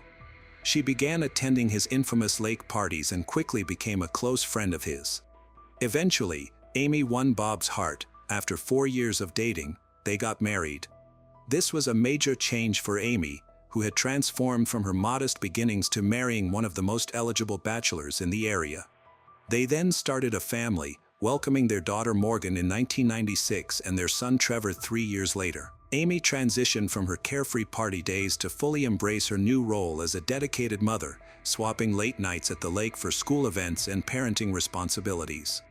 Bob was expanding his business and investments, but he found one aspect particularly frustrating: administration. Managing payroll, taxes, invoices, and contractors felt burdensome to him. He preferred spending time by the lake rather than being stuck in an office. On weekends, he often disappeared on his boat for days at a time, keeping his location a secret. Friends later noted that Bob seemed to be distancing himself from his family, becoming more involved in a life of indulgence, secrecy. Since Amy had a background in business administration, he asked her to take over the company's financial and administrative tasks. Initially, she was hesitant, but she eventually agreed. From that point on, Amy took charge of managing the company's finances, payroll, and tax responsibilities. The Bosleys seemed to be doing exceptionally well, living in a charming log cabin in the woods south of Alexandria while their dream home was being built close by. This future home was impressive, featuring 14 acres, stained glass windows, a stone tower, and Gothic gargoyles. To everyone else, the Bosleys represented the American dream. They were good-looking, successful, generous with their time, actively involved in their church and their children's school. Bob was known for donating services to low-income families, earning respect throughout the community. However, beneath this fairy tale facade lay a troubling reality. As the administrator, Amy had access to the company's complete financial situation. While Bob focused on expanding the business, the lake, and building their dream home, Amy secretly started redirecting company funds. Instead of paying taxes, she funneled the money into a personal account that was hidden from view. For years, this embezzlement went unnoticed, but the IRS eventually caught on. They sent multiple letters, made phone calls, and tried to schedule meetings, but Bob never received any of these communications. Amy had ensured that all IRS correspondence was sent to a private mailbox she controlled, fully aware that the government was closing in but thinking she could delay things indefinitely. On the morning of Tuesday, May 17, 2005, just days before their 15th wedding anniversary, everything changed. Around 5 a.m., Amy Bosley made a frantic 911 call. Her panicked voice filled the line until the call was abruptly interrupted by a loud crash. The dispatchers attempted to reconnect. Shortly after, law enforcement rushed to the Bosley cabin. When they arrived, they found Amy in shock, holding her children. Her sister soon arrived to take care of the kids while Amy was taken in for questioning. Police secured the area and contacted the crime scene unit. As daylight broke, more officers arrived to search the nearby forest with K-9 units and a helicopter, looking for what they suspected was a fleeing intruder. In the bedroom, they found Bob's lifeless body. He was kneeling beside the bed, leaning forward, and had multiple gunshot wounds. However, only 2 shell casings were found in the room, which added to the confusion. As detectives examined the evidence, they started to doubt the authenticity of the crime scene and the entire narrative surrounding it. Except for the children's rooms, the rest of the house was chaotic. Kitchen cabinets were left wide open, including those under the sink, which seemed odd for a thief to rummage through. A rear door had a broken window, indicating a potential entry point, but surprisingly, most of the broken glass was outside rather than inside. This inconsistency raised suspicions from the beginning. The disorder continued elsewhere in the house. In the bathroom, the mirrored cabinet was open, and prescription bottles were strewn across the floor. It appeared more like a staged mess than the result of a rushed intruder. According to Amy's 911 call, the alleged attacker had left quickly, so why was there such a mess? As crime scene investigators examined the house, detectives began interviewing Amy Bosley at the police station. She seemed shaken and at times distressed, but appeared confused, as if she was having trouble remembering the details of her story. Amy described the intruder as a white male with a nasal voice, bad breath, and a strong odor of urine. She claimed he burst in during the night. He attacked both her and Bob. She had 2 marks on her chest, which she said were from the assault. When detectives asked who might have wanted to harm Bob, Amy indicated that he wasn't very popular, suggesting he had a wild reputation that could have led to enemies among disgruntled employees. She specifically mentioned a contractor and longtime friend of Bob, as someone with whom Bob had recently had a disagreement. However, the friend was quickly ruled out as a suspect. He had a solid alibi and was very upset about Bob's death. Panic spread throughout the Alexandria community as schools were closed for several days due to the fear of a killer at large. Residents struggled to accept that Bob, a kind and generous man known for his willingness to help others, had been brutally murdered in his own home. Meanwhile, detectives at the cabin searched for clues. They found only 2 shell casings near Bob's body, despite multiple gunshot wounds, prompting them to look in the basement. There, in the family's washing machine, they discovered wet clothing and, at the bottom, a folded cloth with 4 additional shell casings. It was puzzling. Why would a fleeing killer hide evidence in a washing machine inside the victim's home? Even more unusual was an aluminum baseball bat found nearby, showing fresh scratches and white residue. Further lab analysis would be necessary to understand its potential relevance. Amy has been released and can now reunite with her children, but new details are emerging. The crime scene looks suspiciously arranged. Valuables, including large amounts of cash, were left alone. Amy's emotional reaction seems insincere. She showed no tears or genuine sorrow. Investigators believe there may be hidden motives. Then, a significant development occurred. IRS staff visited the station after learning about Bob's death. They had been trying to reach him for months regarding an enormous unpaid tax bill of over $1.7 million. A meeting was set for the day Bob died. The IRS agents also revealed an odd detail. During a previous call, they had spoken to someone who claimed to be Bob, but the voice sounded strange, high-pitched and unnatural. They suspected it was a woman pretending to be a man, and that voice may have belonged to Amy. The motive is now clear. Amy, who was responsible for managing the company's finances, had embezzled millions of dollars by redirecting tax payments into her personal account. Bob, completely unaware of her actions, he will learn the truth as soon as the IRS is ready to confront him. To make matters worse, there were allegations of Bob's infidelities. His sister later told investigators that she overheard Amy say she would shoot Bob if he ever cheated on her or left her. At the time, it seemed like a joke, but it now felt like a serious threat. Despite the growing evidence against her, Amy Bosley continues to deny any involvement in her husband's murder.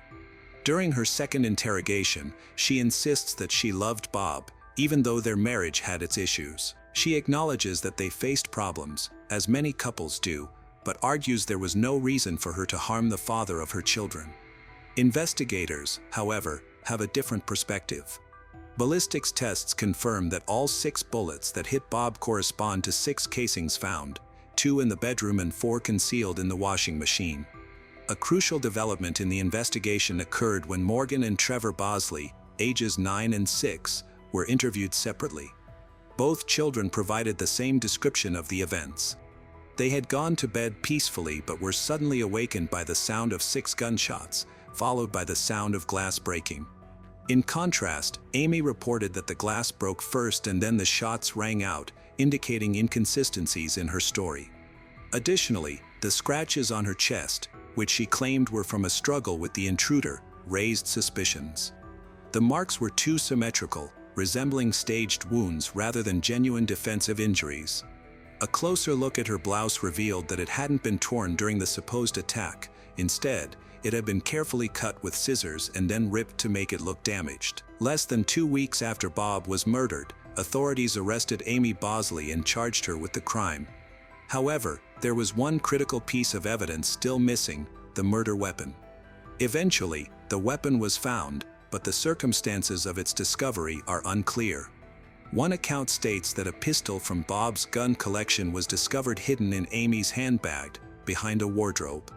Another version suggests that the weapon was found later by Amy's sister, who had taken care of Amy's children and belongings that night. While going through Amy's purse, she allegedly found the gun and promptly informed a lawyer, who then turned it over to the police. Regardless of how it was obtained, ballistic testing confirmed that the gun matched the 6 shell casings found at the crime scene and in the laundry. Although the bullets recovered from Bob's body were too damaged to establish a direct match, the circumstantial evidence against Amy was substantial. As the trial opened, prosecutors presented a straightforward and damaging story. For years, Amy had secretly embezzled money from Bob's company by diverting tax payments to herself. She had managed to evade the IRS through mail redirection and deceit, but her luck had finally run out. On May 17, 2005, Bob was set to meet with IRS agents who were insisting on explanations. Amy understood what this meeting signified. being exposed, facing divorce, and possible prison time. In response, the once respected wife, mother, and community volunteer came up with a desperate plan. The night before her meeting with the IRS, Amy, with her children asleep nearby, quietly took one of Bob's guns. Some sources claim she sedated the children first. While Bob was asleep, she shot him. Although wounded, he woke up and tried to defend himself. Investigators noted the way he was injured suggested he lunged at her, unaware that she was the one holding the gun. In shock and bleeding, Bob was unable to overpower her. She attacked him again. By the end of the incident, Bob Bosley, who had built his wealth from nothing, and who had put his trust in Amy, was dead in the home they were planning to share. Amy, who once supported him, now faced charges for orchestrating his murder, not out of fear, but out of greed. Bob Bosley's carefully built life of luxury and respect crumbled in one night due to cold calculations. What was left was a broken family, a shocked community, and an unforgettable legacy of betrayal. She smashed the back glass door with a baseball bat, rifled through cabinets and drawers to create the illusion of a burglary. Next, she concealed 4 spent bullet casings wrapped in cloth at the bottom of the washing machine. To make her injuries look real, Amy lightly cut her chest with what appeared to be scissors and slashed her blouse to suggest a struggle. Finally, she concluded her act with a 911 call, her voice filled with panic and the scene meticulously staged. Forensic evidence presented a different perspective on the case. Laboratory tests showed that glass fragments found on the aluminum bat matched the pieces from the broken rear door. The bat, which Amy's children recognized as belonging to their family, had not been used by an intruder. Instead, it was used by Amy herself. The police found no footprints, vehicle tracks, or any signs of anyone fitting the description Amy gave. No one had entered or left the house that night. Investigators also uncovered details about the Bosleys' marriage. Amy believed Bob had cheated on her. Photos discovered in their safe, taken during wild parties at Lake Cumberland, revealed a secret lifestyle and confirmed at least one affair. While the emotional pain of betrayal was evident, the real motive ran much deeper. Amy had embezzled the large amount of money from Bob's company by skimming off funds and failing to pay taxes. She thought that by killing him, she could keep her secret safe. Without Bob, his assets could cover the debt, allowing her to keep the remaining funds. The defense argued that the bullet casings could have come from Bob's pockets after a trip to the shooting range, but the evidence against Amy continued to mount. Despite this, her lawyer pointed out that there were no eyewitnesses, no DNA evidence, and no clear connection between the bullet casings and the bullets found in Bob's body. This ambiguity provided a chance to influence the jury's decision. Fearing that Amy might be acquitted and wanting to protect the Bosley children from the trauma of testifying against their mother, the prosecutors offered a plea deal.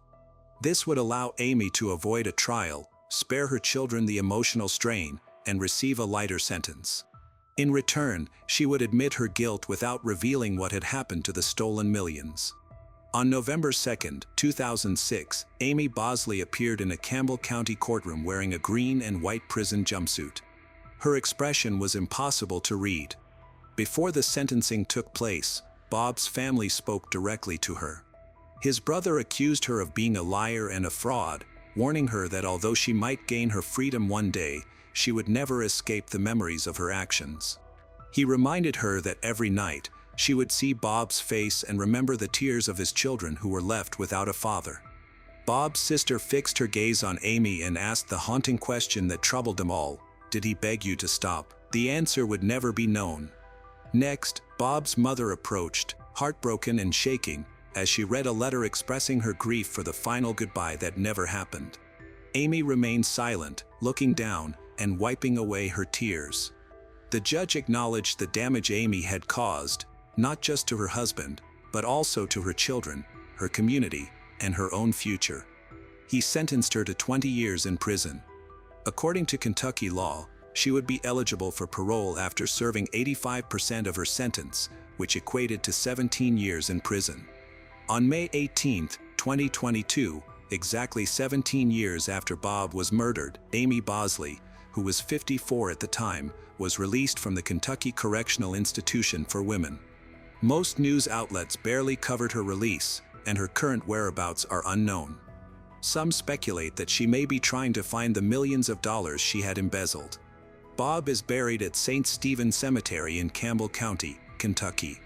He is remembered for his kindness, ambition, and dedication to his family, tragically killed by someone he trusted deeply. In retrospect, Amy's choices appear both tragic and irrational. She was not in financial distress, and her husband was not abusive. The IRS may have offered a solution to her financial issues, or if she sought revenge, a divorce could have made her wealthier and free. Instead, she opted for murder. Welcome back to our channel. Today we will explore a new case. The case of Rachel Barber. The story from 1999 in Australia. Rachel Barber was born on September 12, 1983, in a small town in Melbourne, Victoria, Australia. She is the eldest of 3 daughters. Rachel's parents, Mike Barber and Elizabeth, lived in a middle-class neighborhood, and the girl grew up in a very loving and close-knit family. From a young age, Rachel had a deep love for classical music and a passion for dance. Her parents decided to enroll her in a ballet class. After a few lessons, they were convinced of her talent. To support her creativity, they set up a makeshift studio at home where Rachel could continue her lessons. As time went on, Rachel transformed into a beautiful young woman. She had a slender body and was popular among her friends, but despite this, she was quite shy and reserved. Her commitment to dance made it difficult for her to keep up with her schoolwork, and she worried that her academic struggles would hinder her progress in dance. This concern led her to ask her parents to allow her to transfer from her regular high school to a dance academy called Dance Factory, where she could fully focus on her passion for dance. Her parents supported her desire to pursue her passion. After enrolling in the dance academy, Rachel quickly made close friends and met Manny Corella, a fellow dancer with whom she felt an instant connection. Their romantic relationship blossomed, and their peers affectionately referred to them as Romeo and Juliet. Rachel's life was busy and filled with a schedule, but this was not a problem for her since she was doing what she loved. Every morning, one of her parents took her to the local tram stop. From there, Rachel traveled to meet her boyfriend and friends, and together they headed to the academy. After classes, they would regroup and take the tram back, where Rachel's father would pick her up for the ride home. Rachel's life seemed idyllic. She was young, attractive, popular, supported by a loving family and a caring boyfriend. On the evening of Sunday, February 28, 1999, while the Barber family was having dinner together, Rachel received 2 phone calls, but did not disclose who she was speaking to, downplaying their significance. This moment marked a turning point for her. On March 1, 1999, the day started off like any other for the Barber family. Rachel woke up early, got ready, and left for the academy. Her father, Mike, drove her to the tram stop, promising to pick her up that evening at 6:15 p.m. After hugging her father goodbye, Rachel met her boyfriend and her friends at the next stop, and they all headed to the academy together. Excitedly, Rachel told her friends that she would earn a significant amount of money that evening. Although they pressed her for details, she insisted it was a secret and that she couldn't share more. Given Rachel's appearance, her friends speculated that she was involved in modeling work. During their lunch break, Rachel and her boyfriend Manny visited a nearby shopping center, where she paused in front of a shoe store to admire a pair of shoes she had wanted for months but couldn't afford. She entered the store and asked the salesperson to hold a pair of shoes for her so she could return the next day to buy them. Manny pressed her again to share details about a mysterious job and whom she would be working with, but Rachel only mentioned that she would be meeting an old acquaintance that evening who had found her a well-paying job. Manny found it odd that she had so many secrets, but despite his persistent questioning, Rachel remained tight-lipped. She reassured her boyfriend not to worry, claiming it was nothing significant and posed no danger. When class ended, The group gathered as usual to head to the tram stop and go home, but Rachel said she would take a different route this time to meet someone. She hugged Manny, promised to call him that night when she got home, and then left.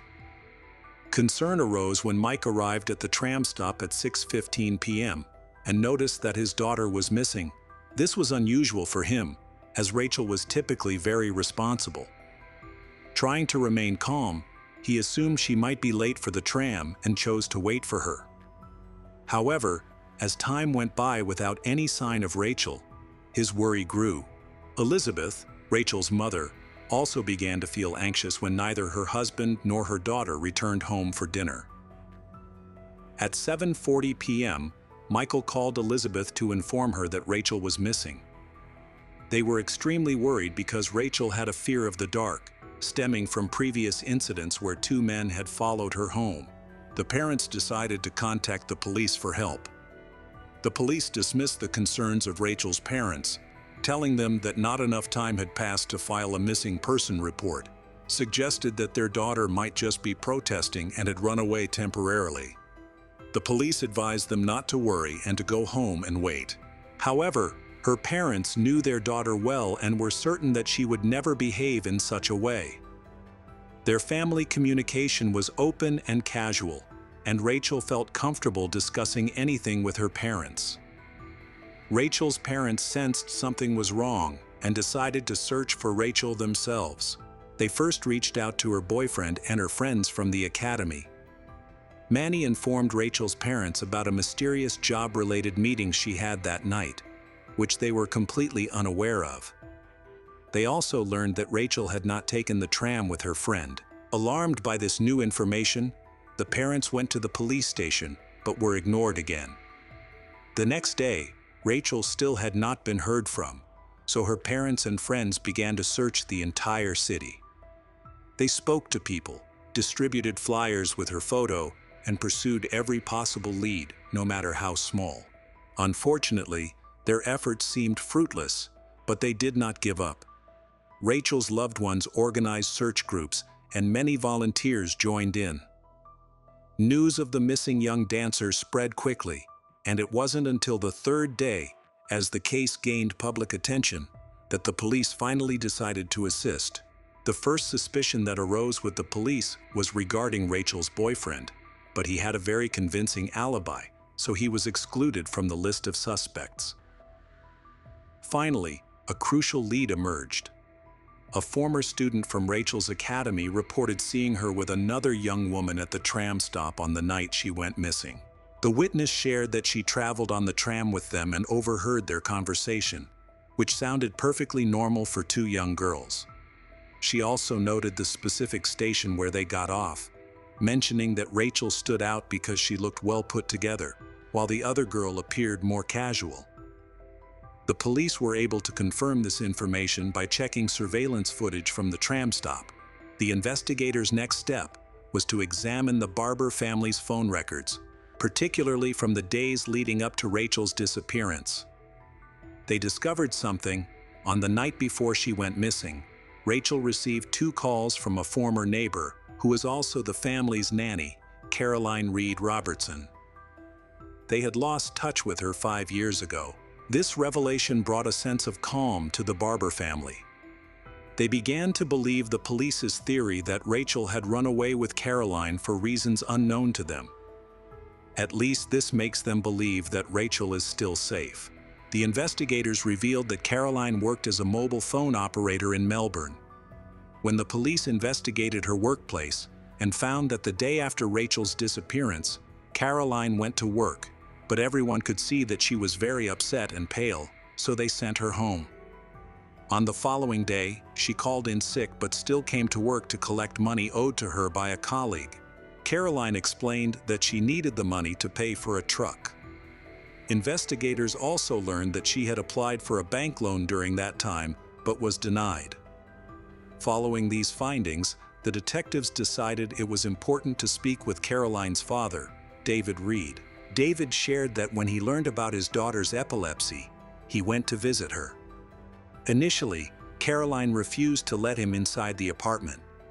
When Caroline finally allowed him in, The bedroom door remained closed the entire time.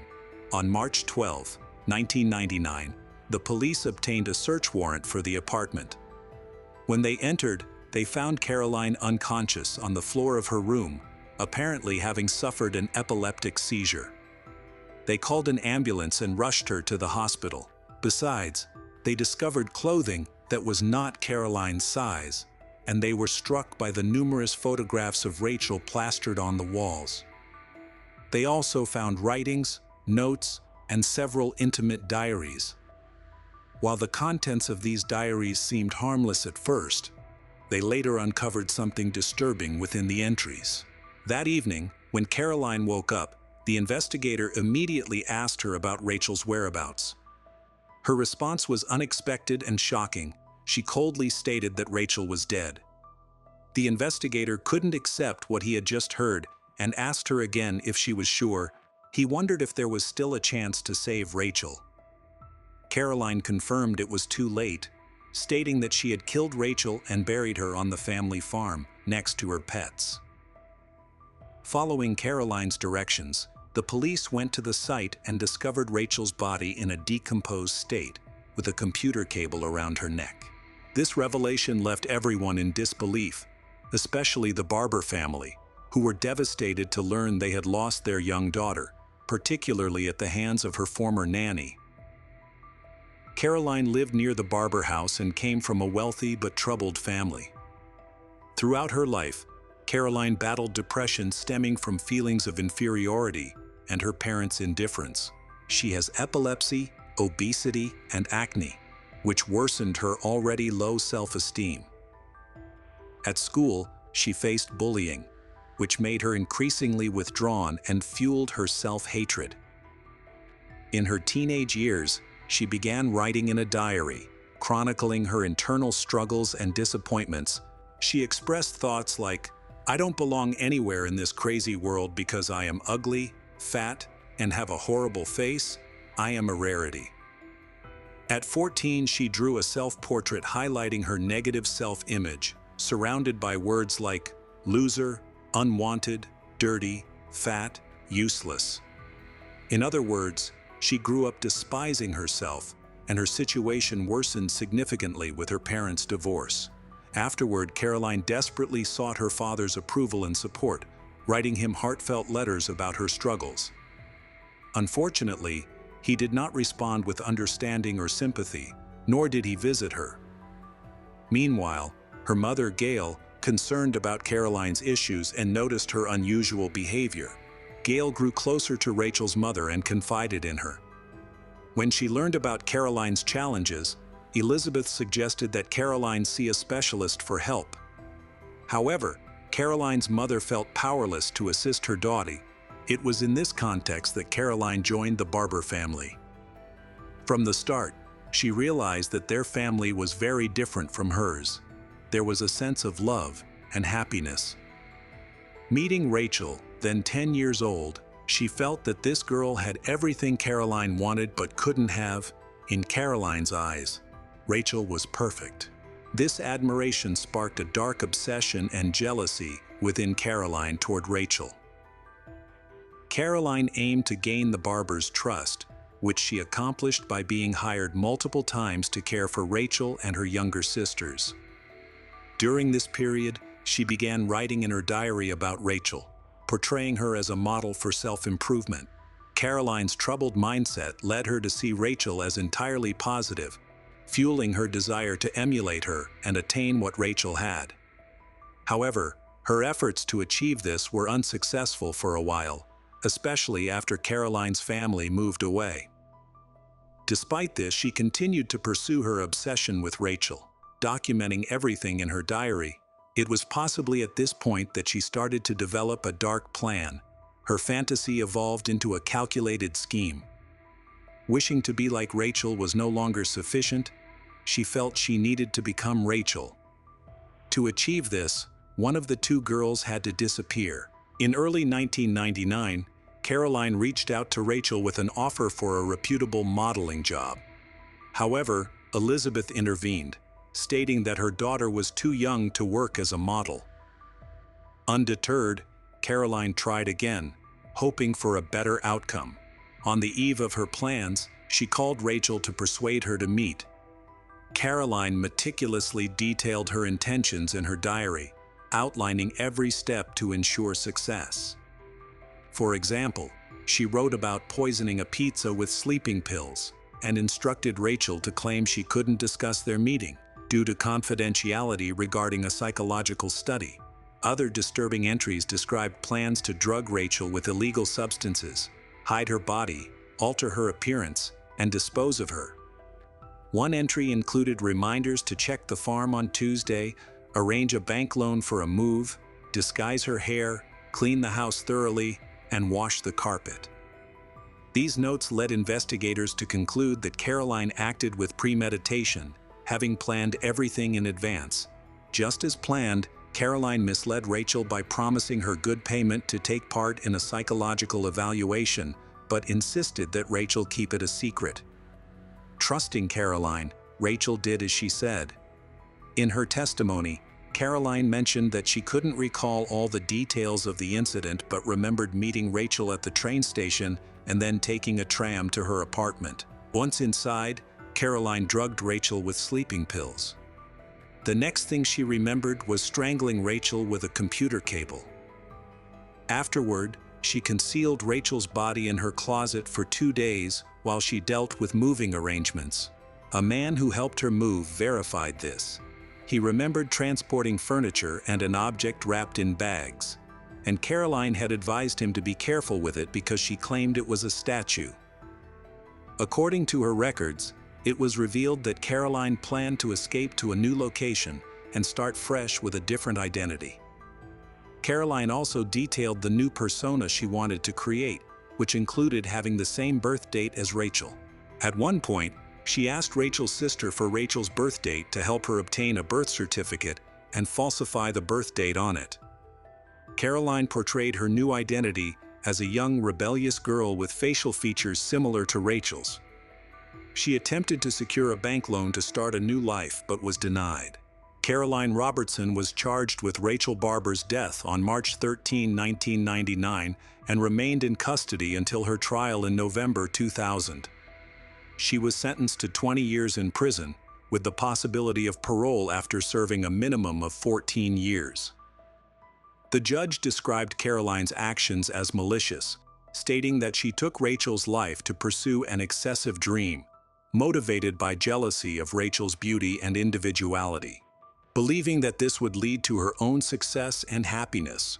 However, the judge also noted that Caroline had a personality disorder that influenced her behavior and indicated that she posed a real danger to anyone who became the focus of her intense attention.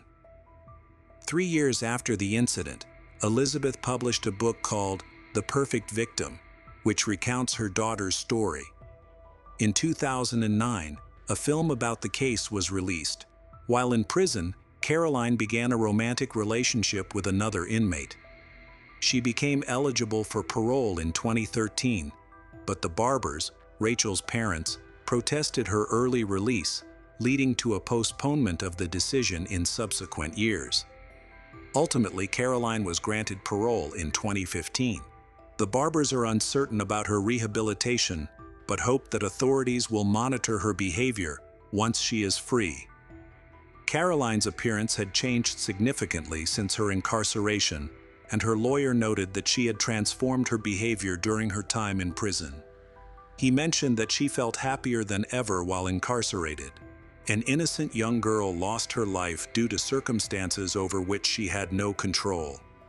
A troubled, unstable person mistakenly believed that taking the lives of others would grant her the qualities she envied, and that beauty was the path to happiness. Caroline clearly needed psychological help, which was evident through her behavior within her family.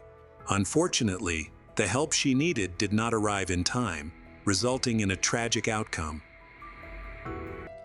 The Jacobson family seemed to have it all: wealth, success, and a beautiful home in Wellington, Florida. They appeared to be the ideal loving family. However, appearances can be misleading. Behind the facade of their perfect life lay a much darker reality. What was meant to be a joyful birthday celebration for their two young boys turned into a devastating event, leading to a tragedy so profound that the entire nation would remember their names. To fully grasp this story, we need to go back to 1989 when Neil Jacobson met Frankie at a gym in Bayside, Queens, New York, where they both lived and worked. They are ambitious and successful in their careers. Frankie was making her mark at Lehman Brothers, a leading firm in finance, while Neil had established his own boutique firm on Long Island. They were young, driven, and aspiring to achieve the American dream. Those who knew them praised their relationship as one filled with deep admiration and affection. Frankie was entirely devoted to Neil. In turn, he was seen as a charismatic and kind man with immense potential. Within his family and social circles, he was often regarded as a golden boy, intelligent, charming, and seemingly unstoppable. Together, Neil and Frankie appeared to be the perfect couple. They soon took the next step in their relationship by getting married and moving into Neil's home in New Jersey. Transitioning into married life was easy for them. Together, they created a comfortable, rewarding life filled with shared interests and adventures. They did everything, enjoying activities like biking, scuba diving, and weekend trips to the countryside, which helped strengthen their bond. To an outside observer, their life seemed perfect. However, amidst their seemingly ideal marriage, they felt something was missing: children. They desperately wanted to start a family, but the path to parenthood was challenging. For years, they endured the painful reality of infertility, going through multiple fertility treatments that brought both hope and disappointment. Despite the emotional toll, they remained determined. Finally, in 2003, after many struggles, their dreams came true when they welcomed twin boys, Joshua and Eric. With their lives already comfortable, Frankie and Neil experienced happiness beyond what they had ever imagined. Their family felt complete, and they thrived both personally and professionally. Neil's parents, Harold and Goldie Jacobson, moved from New Jersey to Florida in 2000. Although they loved their new home, they missed being close to their son and his family. They often expressed their frustration about the distance and wished for more time with their grandchildren. In 2005, Harold was diagnosed with cancer, and his health deteriorated rapidly, making it impossible for him to travel to New Jersey. This situation was a turning point for Neil. Being far from his father during such a critical time was too much to bear. He decided to move his family to Florida to be closer to his parents. Before the move, Neil had already started investing in real estate in Florida. He bought a pre-construction condo in Lantana and then a second one shortly after. Real estate quickly became an obsession for him, leading to the purchase of a third condo. Despite recognizing that he was stretching himself financially, he was drawn in by the booming market. Frankie, however, was concerned about his investments and questioned their practicality. Nonetheless, Neil was resolute in his decision and was not willing to change his plans. With his properties piling up in Florida, Neil began pushing Frankie to relocate. She was resistant, hesitant to leave behind the life they had built in New Jersey. She loved their home, their community, and the stability they had created. But as time passed, the financial strain of maintaining their New Jersey home became overwhelming. Eventually, Frankie reluctantly agreed to the move. The Jacobsons officially settled in Florida, eager to start a new chapter close to family. However, things did not go as planned. Neil had hoped to sell their New Jersey home before the move, but the market wasn't in his favor. Just 2 months after they arrived in Florida, tragedy struck. Harold Jacobson passed away. The loss of his father devastated Neil in ways he hadn't expected. He had uprooted his entire life to be closer to Harold, only to lose him so soon after arriving. The grief weighed heavily on him, and his mother, Goldie, later revealed that Neil had struggled with his mental health from a young age. She recalled that as a teenager, he had been diagnosed with obsessive-compulsive disorder, an issue that had plagued him for years. Doctors had noted that Neil had an overwhelming desire to be the perfect child, a pressure that followed him into adulthood. As the years passed, his struggles with anxiety only grew, and soon, things took an even darker turn. The Great Recession hit Florida hard, and Neil, who worked as a mortgage broker. The real estate market collapsed, and the once thriving business that had allowed him to invest so freely was now crumbling beneath him. The financial security he had worked so hard to build was slipping away. As the weight of his losses grew heavier, so did the cracks in his once stable world. The Florida condos he had invested in before relocating were quickly turning into a financial nightmare. Burdened with subprime mortgages, their payments increased month after month, stretching his resources thin. At first, Neil had convinced himself that things would turn around. He had always been a problem solver, always finding ways to make things work. But this time, no amount of determination could keep the walls from closing in. With little to no work coming in, and 4 separate mortgages draining their finances. At first, Neil and Frankie tried to hold on, dipping into their savings to stay afloat. But as time passed, their financial situation only worsened. Bills piled up, debt collectors began calling, and the stress of trying to keep everything together was pushing Neil to his limits. Desperate for a solution, he started making risky financial decisions, one bad choice after another, each one digging them deeper into a hole. He chased after risky investments, sought out loans, all in a futile attempt to stop the inevitable collapse. Eventually, the weight of it all became too much to bear. The financial juggling act had run its course. Frankie was exhausted and drained, made the painful decision to stop paying the mortgages on their 3 Florida condos.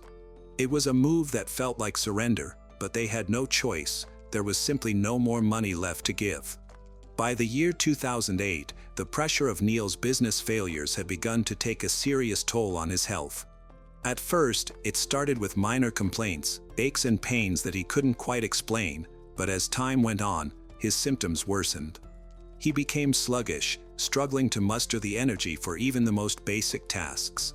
His body felt heavy, and his mind clouded. He experienced random bouts of dizziness that left him feeling unstable, and he found himself unable to focus the way he used to.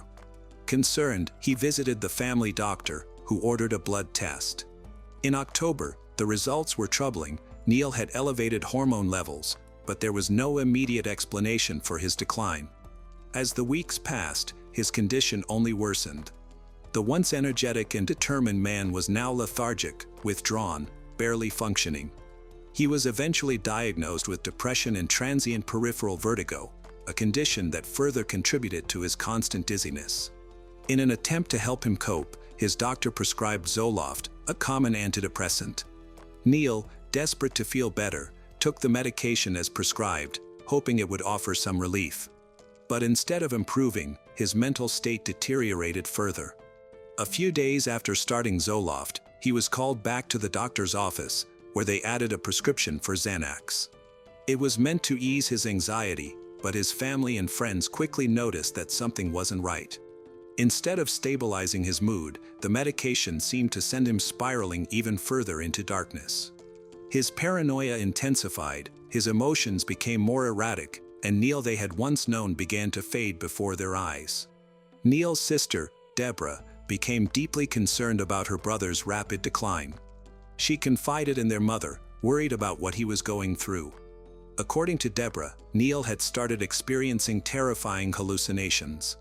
He had grown increasingly paranoid, convinced that someone or something was out to get him. Frankie, his wife, was just as alarmed. She desperate for support as Neil's behavior became more and more disturbing. He had completely withdrawn from the world, he refused to go outside, stopped engaging with friends and family, and even neglected his own hygiene. There were days when he wouldn't even shower, lost in a haze of fear and depression. His paranoia took a terrifying turn when he became obsessed with the idea that the FBI was watching him. He was convinced that federal agents were surveilling him, gathering evidence to have him arrested.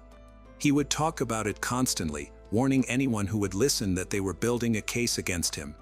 His delusions became more elaborate. He was certain that his phone was tapped, that his home was under surveillance, and that at any moment, the authorities would storm in, take him away. His mother saw the full extent of his paranoia. One of the last times she visited him, Neil pulled her aside, his voice shaking with fear.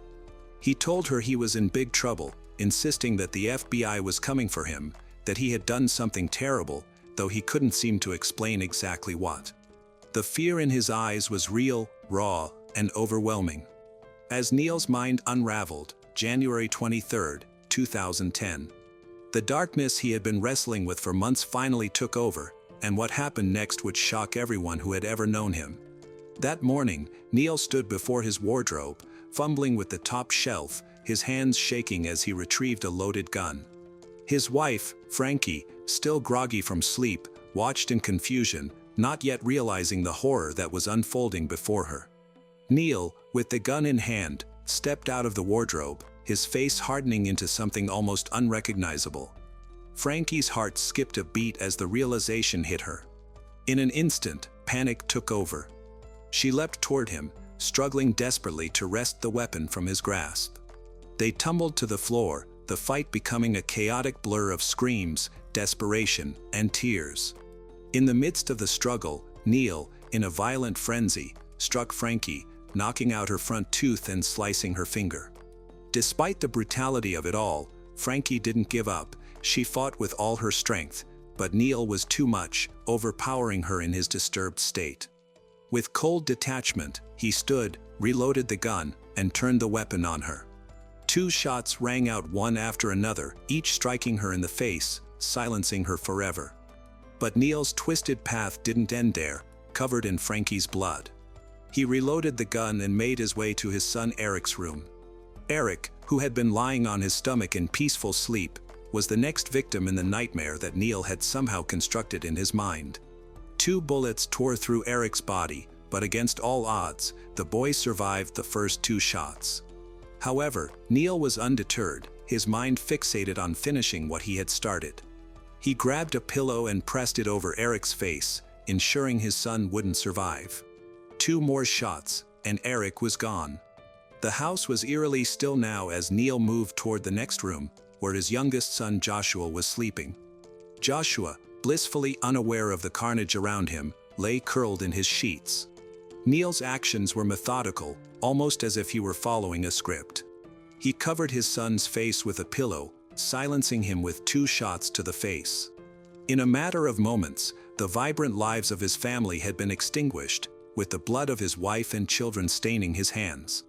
Neil walked to the bathroom and turned on the shower. He stood under the water, numb, as if washing away the sins he could no longer escape. When the shower ended, he dressed, swallowed a cocktail of Vicodin and Xanax, in a haze, left his home. As he drove, the pills began to take effect, making him groggy and disoriented. Less than a mile from his mother's house, Neil passed out behind the wheel, swerving off the road and coming to a stop in the grass.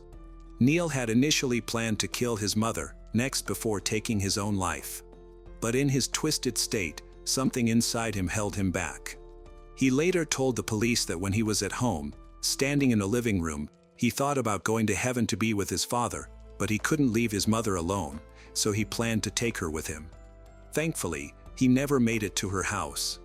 When the police found him, Neil was disoriented, barely conscious, and gripping the gun beside him. As they approached, he muttered, "I killed my family," in a dazed and broken voice. The investigation raised many questions. Was Neil a victim of the side effects of his medications, or had he planned this horrific act all along? A suicide note found later suggested that Neil may have been preparing for this moment, leaving many to wonder whether he was driven by his medications or if he had, at some point, simply snapped. His attorney's defense centered around his mental state. They argued that he had been suffering from severe depression, anxiety, and paranoia, all of which had been worsened by the medications he was taking. They described Neil overwhelmed by financial ruin, haunted by the fear that the FBI was watching him, and convinced that there was no way out. His legal team insisted that he had not acted out of hatred or rage, but had instead been driven to an unimaginable breaking point due to the side effects of his prescription drugs. To support their argument, the defense brought in medical experts who testified about the dangers of Zoloft and Xanax, the 2 medications Neil had been prescribed before the murders.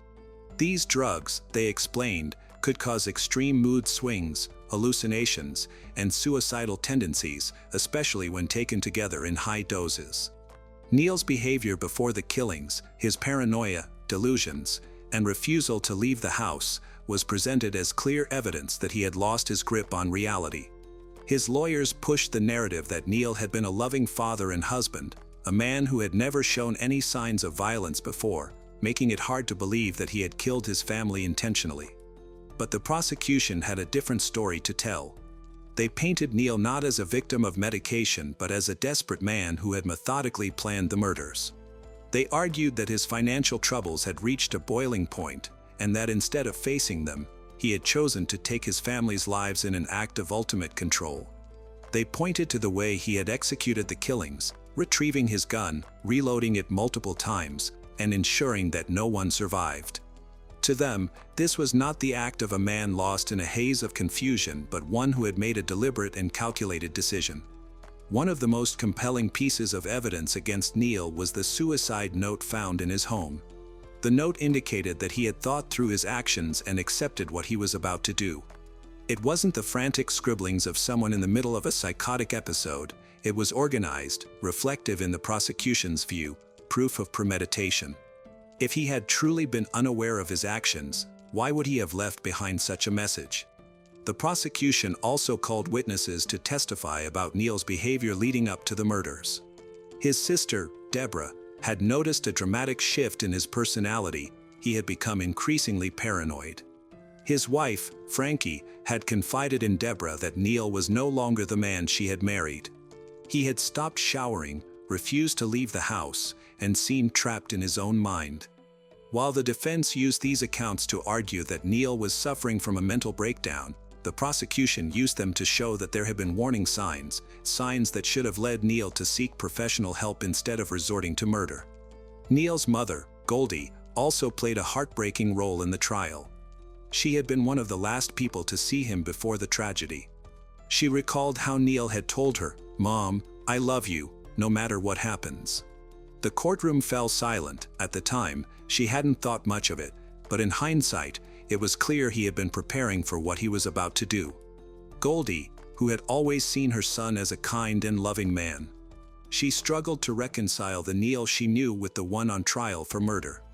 As the trial progressed, the jury was left to decide whether Neil Jacobson had truly been in a state of antidepressants-induced psychosis or if he had coldly and deliberately murdered his wife and children.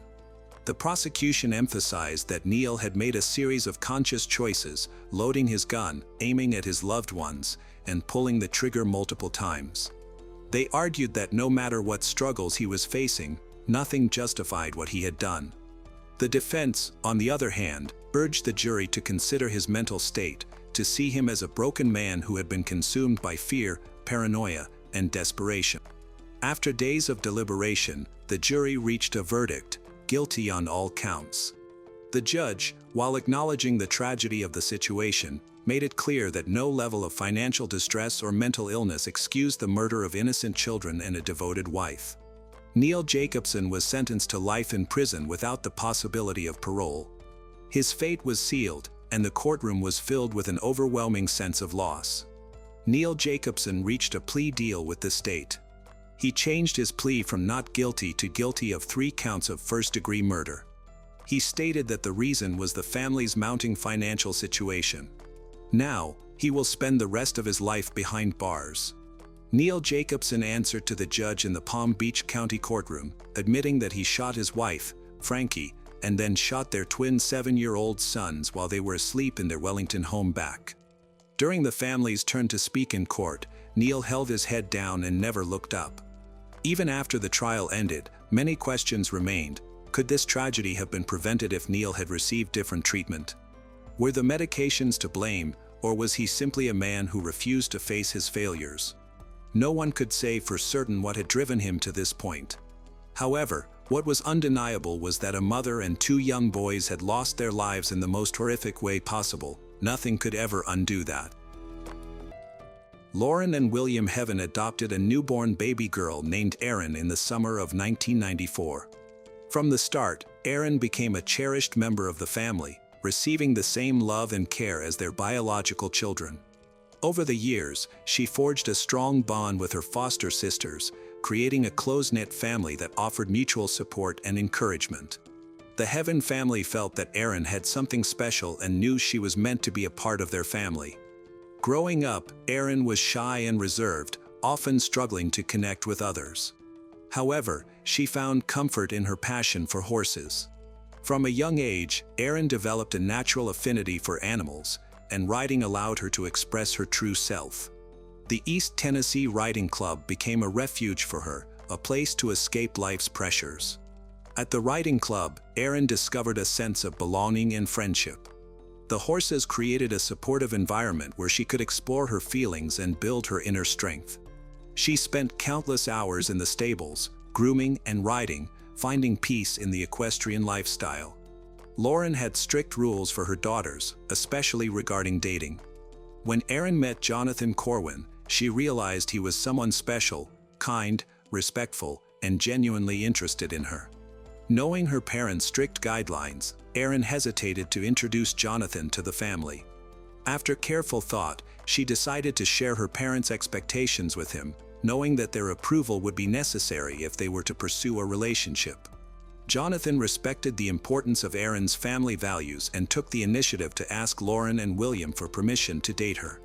They were pleasantly surprised by his approach, appreciating his willingness to honor their expectations and recognize the significance of family. Over time, he became an important part of their lives, respecting their traditions and supporting them during tough times. He swiftly gained their trust and affection. As his relationship with Erin deepened, they officially became a couple, and it felt like he was more than just her boyfriend. He was now part of the family. Jonathan blended in well with the Heaven sisters, spending quality time with them and creating lasting memories. After graduating high school, he chose to enlist in the Marines out of a strong sense of duty. On Erin's 18th birthday, he surprised her with a proposal. Nervous but excited, he knelt down and posed the question he had been eager to ask. Erin's face lit up with joy as she eagerly exclaimed, "Yes." Lauren and William were thrilled for their daughter, confident in the strength of her relationship with Jonathan and believing he was the right choice for her. However, they were also aware of the sacrifices and challenges that come with being a military spouse. They worried about their daughter, knowing there would be times when she would be away from her family and that they would miss her deeply. Erin and Jonathan got married in Las Vegas after the Marine Corps Ball. After Jonathan finished basic training, he was stationed at the 29 Palms Marine Base in California. In 2013, while there, Erin and Jonathan learned they were expecting their first child. Sadly, just a few months later, they lost the baby. The news was devastating for both of them, particularly for Erin. During this difficult time, Jonathan did his best to support and comfort her. 4 months later, Erin took a pregnancy test and was overjoyed to find out it was positive. Eager to share the news, she decided to wait for her mother Lauren's visit to California in June, believing it would be more special to see her reaction in person. Along with announcing her pregnancy, Erin and Lauren planned to visit attractions in San Diego, such as SeaWorld and the zoo, looking forward to spending quality time together. They also intended to explore hiking trails in Joshua Tree National Park during Lauren's visit. Erin planned to go to the park on June 28th. Before leaving, she said goodbye to Jonathan, telling him that she loved him.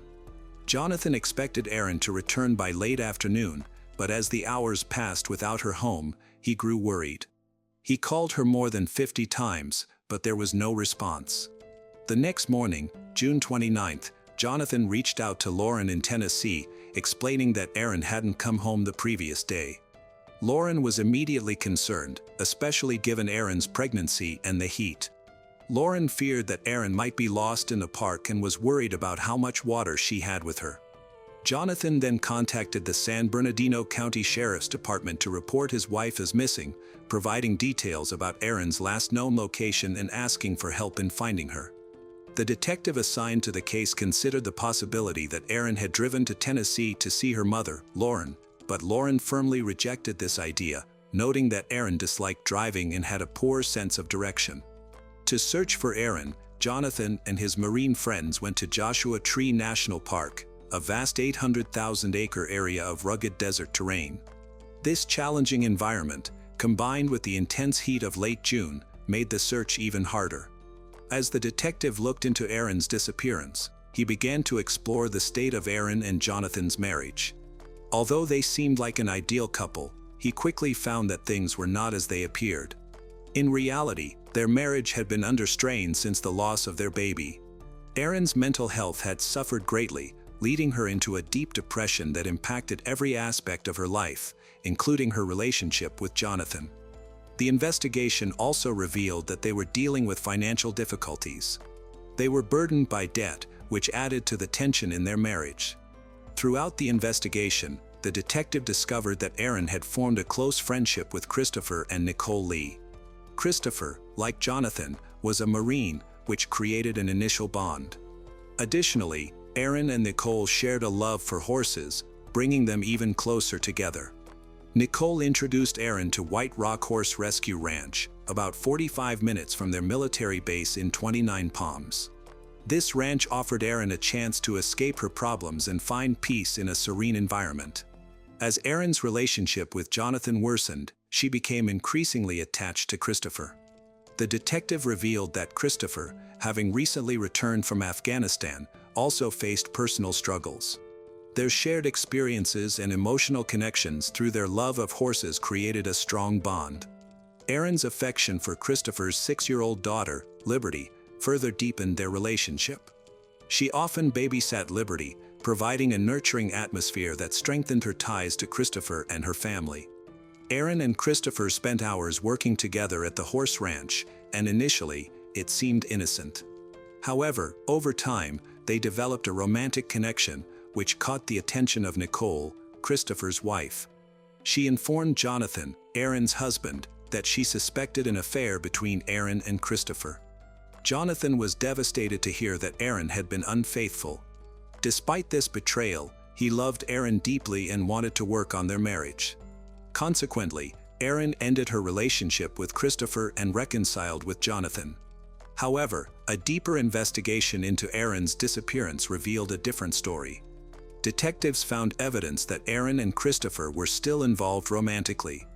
This information came from Erin's close friend, Jessica, who mentioned that on the day Erin vanished, she had excitedly talked about a special trip with Christopher. Erin hinted to Jessica that Christopher might propose, despite being married to Jonathan and pregnant with his child. The most shocking detail was when Jessica revealed that Erin had doubts about who the biological father of her unborn baby was. This revelation broke Jonathan's heart, especially when detectives informed him that Erin had planned to meet Christopher on the day she disappeared. The news left Jonathan feeling sad and anxious, as he was now considered a potential suspect in her disappearance.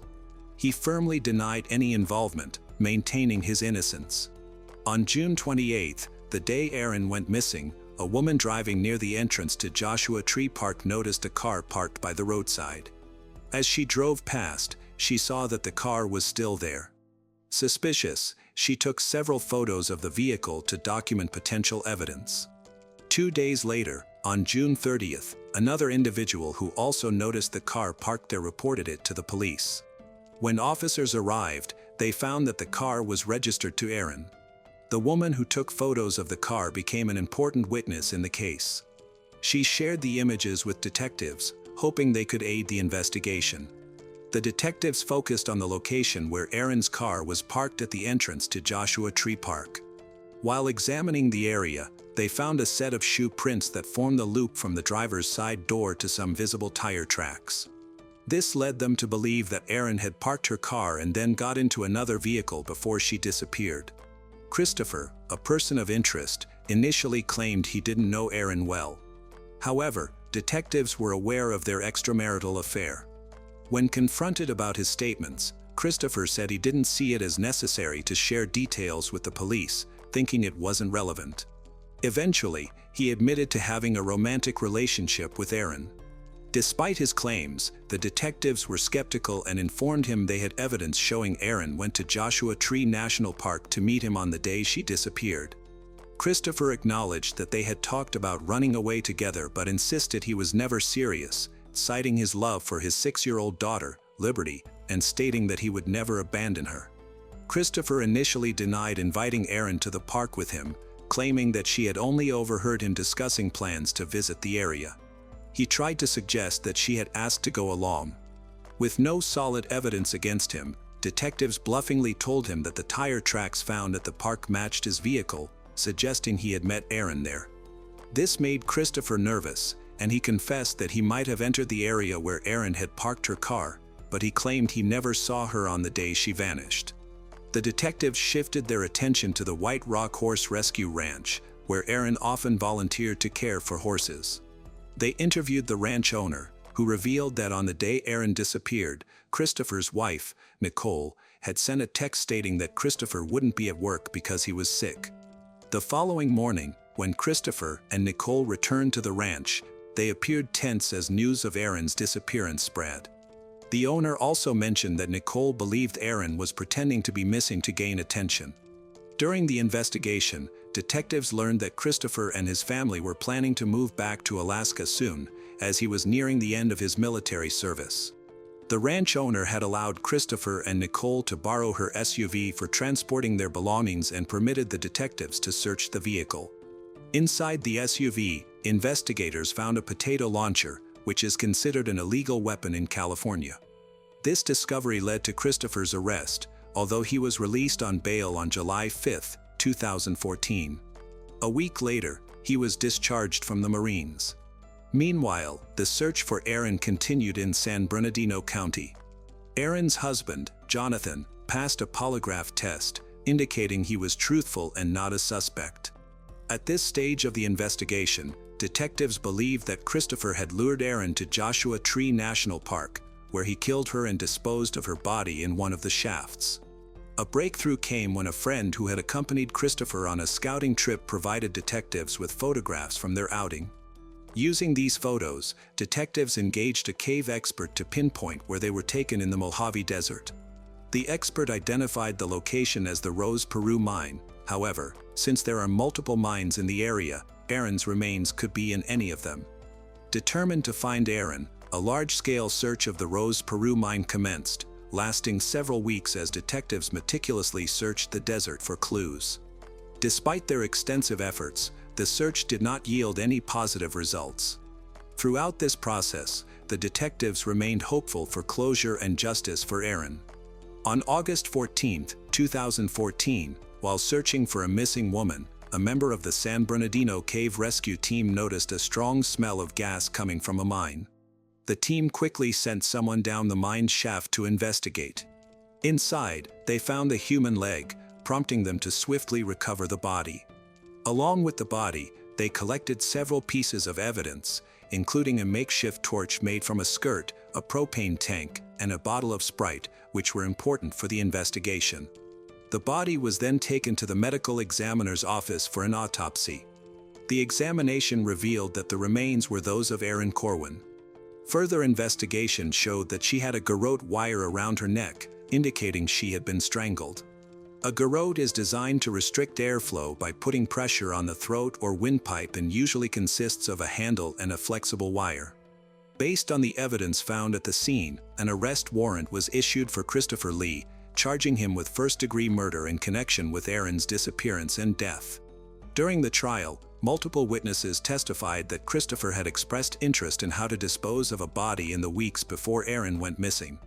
Their testimonies bolstered the prosecution's case against him. One of his friends recalled seeing a white propane tank in his car that was similar to the one found with Erin's body. When asked about the propane tank, he allegedly stated that he planned to blow up a mine. A close friend of Erin testified that Erin was in love with Christopher and intended to leave her husband, Jonathan, for him. On the day Erin disappeared, she was excited about a special trip to Joshua Tree National Park with Christopher. During Christopher's trial, a DNA expert from the crime lab testified about evidence found at the scene. The expert revealed that the green t-shirt, which was used to make a homemade torch found near Erin's body in the mine, had Christopher's DNA on it. Additionally, DNA from both Erin and Christopher was found on a swab taken from the mouth of a Sprite bottle discovered beside Erin's body. The prosecution's theory in Erin's murder case was that Christopher took her to Joshua Tree National Park under the pretense of a romantic getaway but with harmful intentions. They claimed that Christopher met Erin at the park entrance and convinced her to get into his car. Instead of driving her to scenic spots or hiking trails, he allegedly took her to the Rose Peru mine. There, he is accused of strangling her with a garrote and then disposing of her body in the mine shaft. To eliminate any evidence linking him to the crime, he attempted to blow up the mine using a homemade torch made from his t-shirt and a propane tank. His goal was to destroy Aaron's body and any evidence against him. However, for unknown reasons, he ultimately did not carry out the explosion. Christopher testified in his own defense, explaining to the jury that he had always intended to leave the United States Marine Corps by June 2014 to start a new chapter in his life. He also mentioned that he planned to break up with Aaron and move to Alaska with his wife and daughter. On June 28, he had organized a hunting trip with Aaron, hoping it would provide an opportunity for an open conversation. Christopher picked Aaron up at the entrance of the park and drove her to the Rose Peru mine, a remote area known for its beauty. However, Aaron expressed concerns about the location's safety and decided to stay in the car while Christopher unloaded his supplies. Once back at the car, where Aaron was listening to music, they began to talk.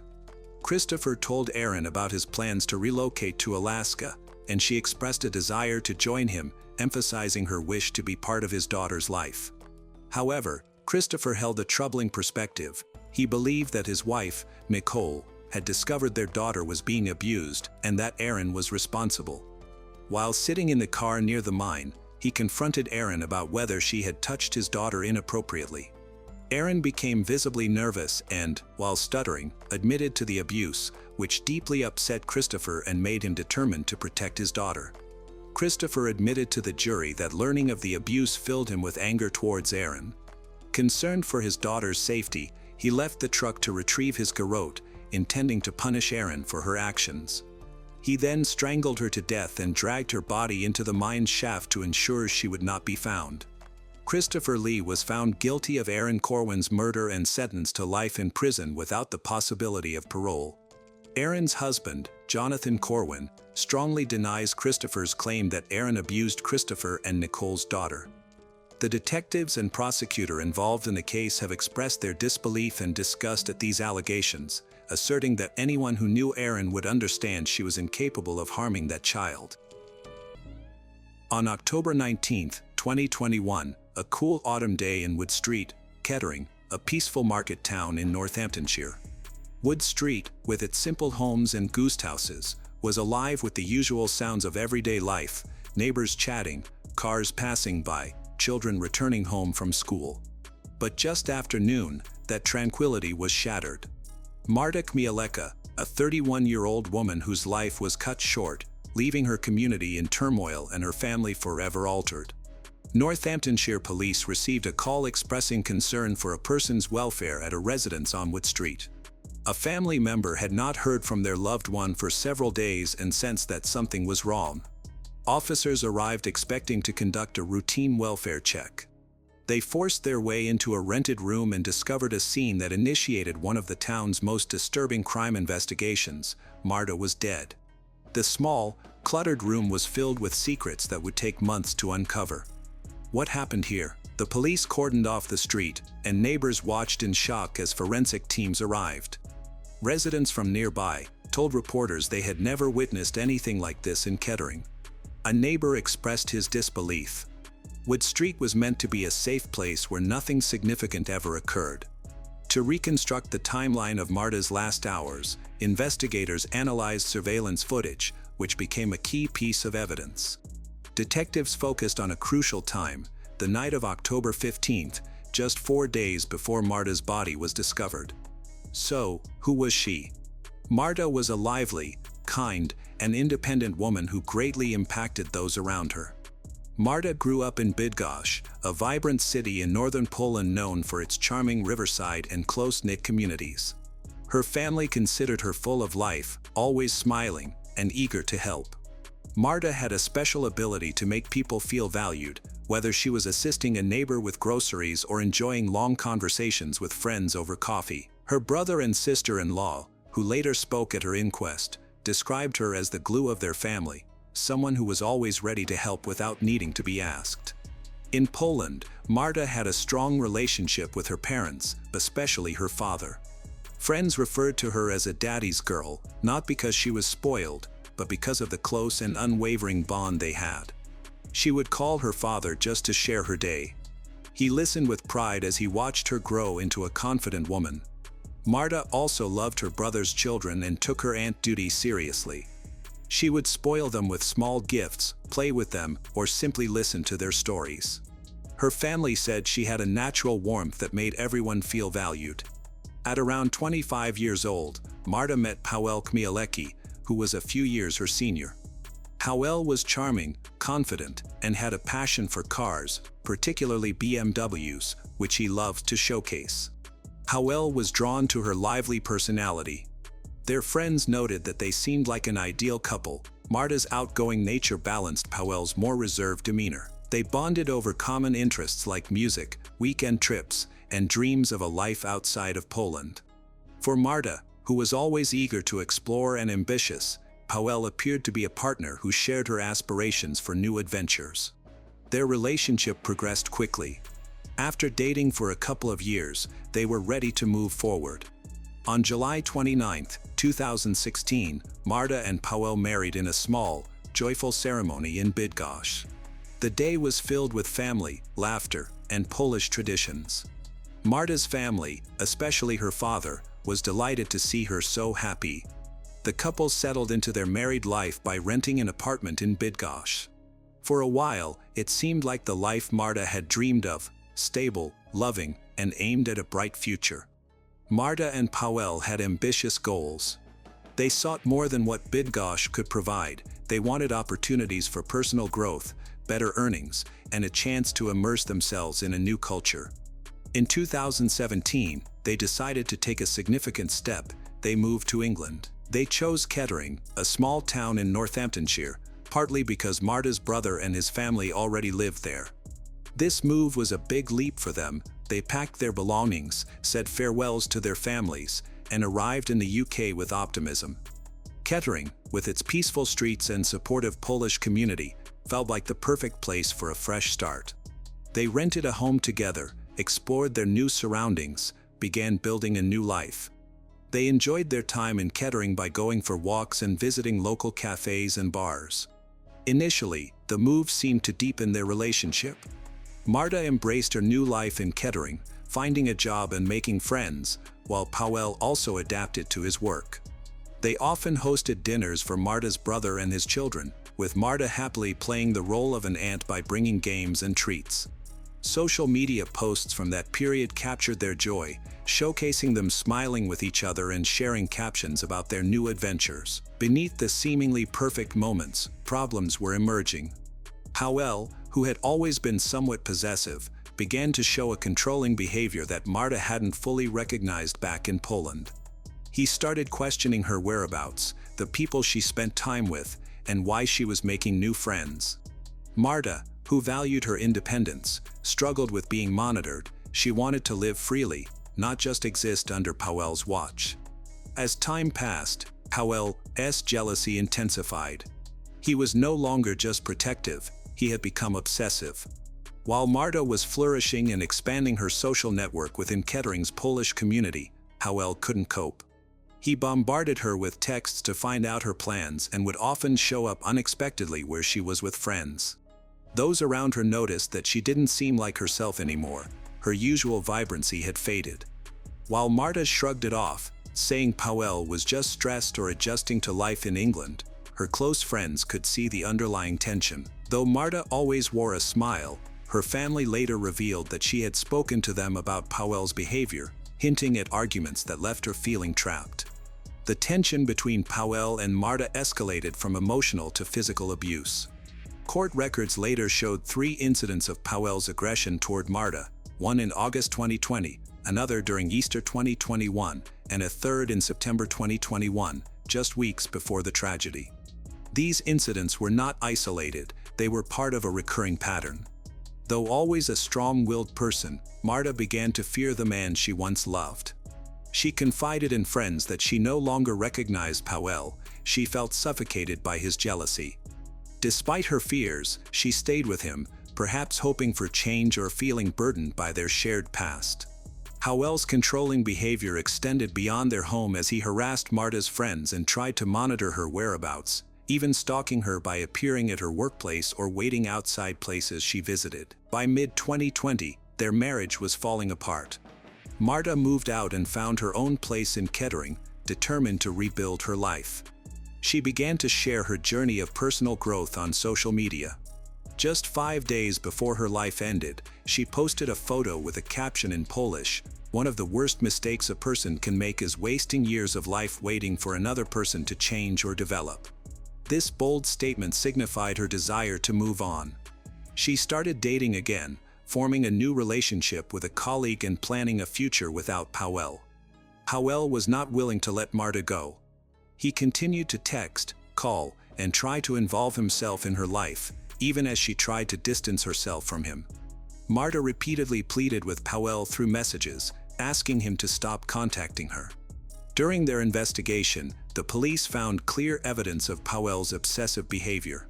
His messages ranged from desperate pleas to threats, showing his refusal to accept that Marta wanted to end things. Her family, especially her brother and sister-in-law, became aware of her increasing discomfort.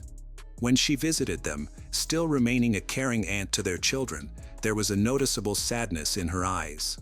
She was trying to break free, but Powell's presence felt overwhelming. Marta wasn't just ending a marriage, she was escaping from a constraint. The process of breaking up wasn't instantaneous but involved careful, intentional actions. She began by creating distance, reducing contact, and staying away from places where Powell might be. Marta shared her plans to divorce Powell, whose name was on their official marriage registered in Poland, with her brother and sister-in-law who lived nearby. She had started gathering the necessary paperwork, which involved coordinating with lawyers back in Bydgoszcz. Additionally, Marta found support from her friends in Kettering's Polish community. They surrounded her with invitations to dinners, gym sessions, and social outings, helping her reclaim the joy that Powell had suppressed. Powell was unable to let go. His jealousy, which had already caused him pain, developed into an obsession. He refused to accept that his relationship with Marta was over and continued to reach out to her despite her efforts to distance herself. Detective Superintendent later observed that Powell's actions became increasingly desperate. He bombarded Marta with calls and texts, sometimes pleading for another chance and at other times accusing her of betrayal. When she blocked his number, he resorted to using different phones or contacting her friends to gather information about her whereabouts. He would frequently appear at her favorite cafes or hang around her workplace, hoping to encounter her unexpectedly. Marta's friends noticed that she was becoming more anxious. She often looked over her shoulder when she was out. His behavior escalated to stalking. He would follow her from a distance, watching her every move, and once trailed her from her workplace to a friend's house, only leaving after being confronted by her friend. Marta confided in her brother that she felt trapped, as if Powell was always nearby. By October 2021, Marta was doing well despite the influence of Powell. She was excitedly planning a Christmas trip to Poland to visit her father, looking forward to her mother's visit to Kettering, and enjoying a new relationship. On Friday, October 15th, she spent the evening with friends, laughing and texting as they enjoyed drinks together at a local bar. She left around 10:40 p.m., looking sharp and confident as always. However, that night, something unexpected happened. On Monday, October 18th, Marta did not show up for work, which was out of character for her. Her colleagues, who were accustomed to her punctuality, became concerned. Her brother also grew anxious when she didn't answer his calls. The situation escalated when Marta's family received a text from her phone that sounded unusual. It was overly formal and lacked her typical warmth, suggesting it was written by someone else. Her sister-in-law, feeling that something was seriously wrong, suspected that Powell might be involved due to his history of controlling behavior. On Tuesday, October 19th, Marta's sister-in-law visited Powell's rented room on Wood Street. When nobody answered the door, her anxiety grew. She called emergency service to express her concerns about Marta's safety and mentioned Powell's previous aggressive behavior. The Northamptonshire police acted quickly, sending officers to perform a welfare check at the location. What they discovered was shocking. The officers forced their way into Powell's room, breaking down the door. Inside, they found Marta's lifeless body wrapped in a blood-stained duvet.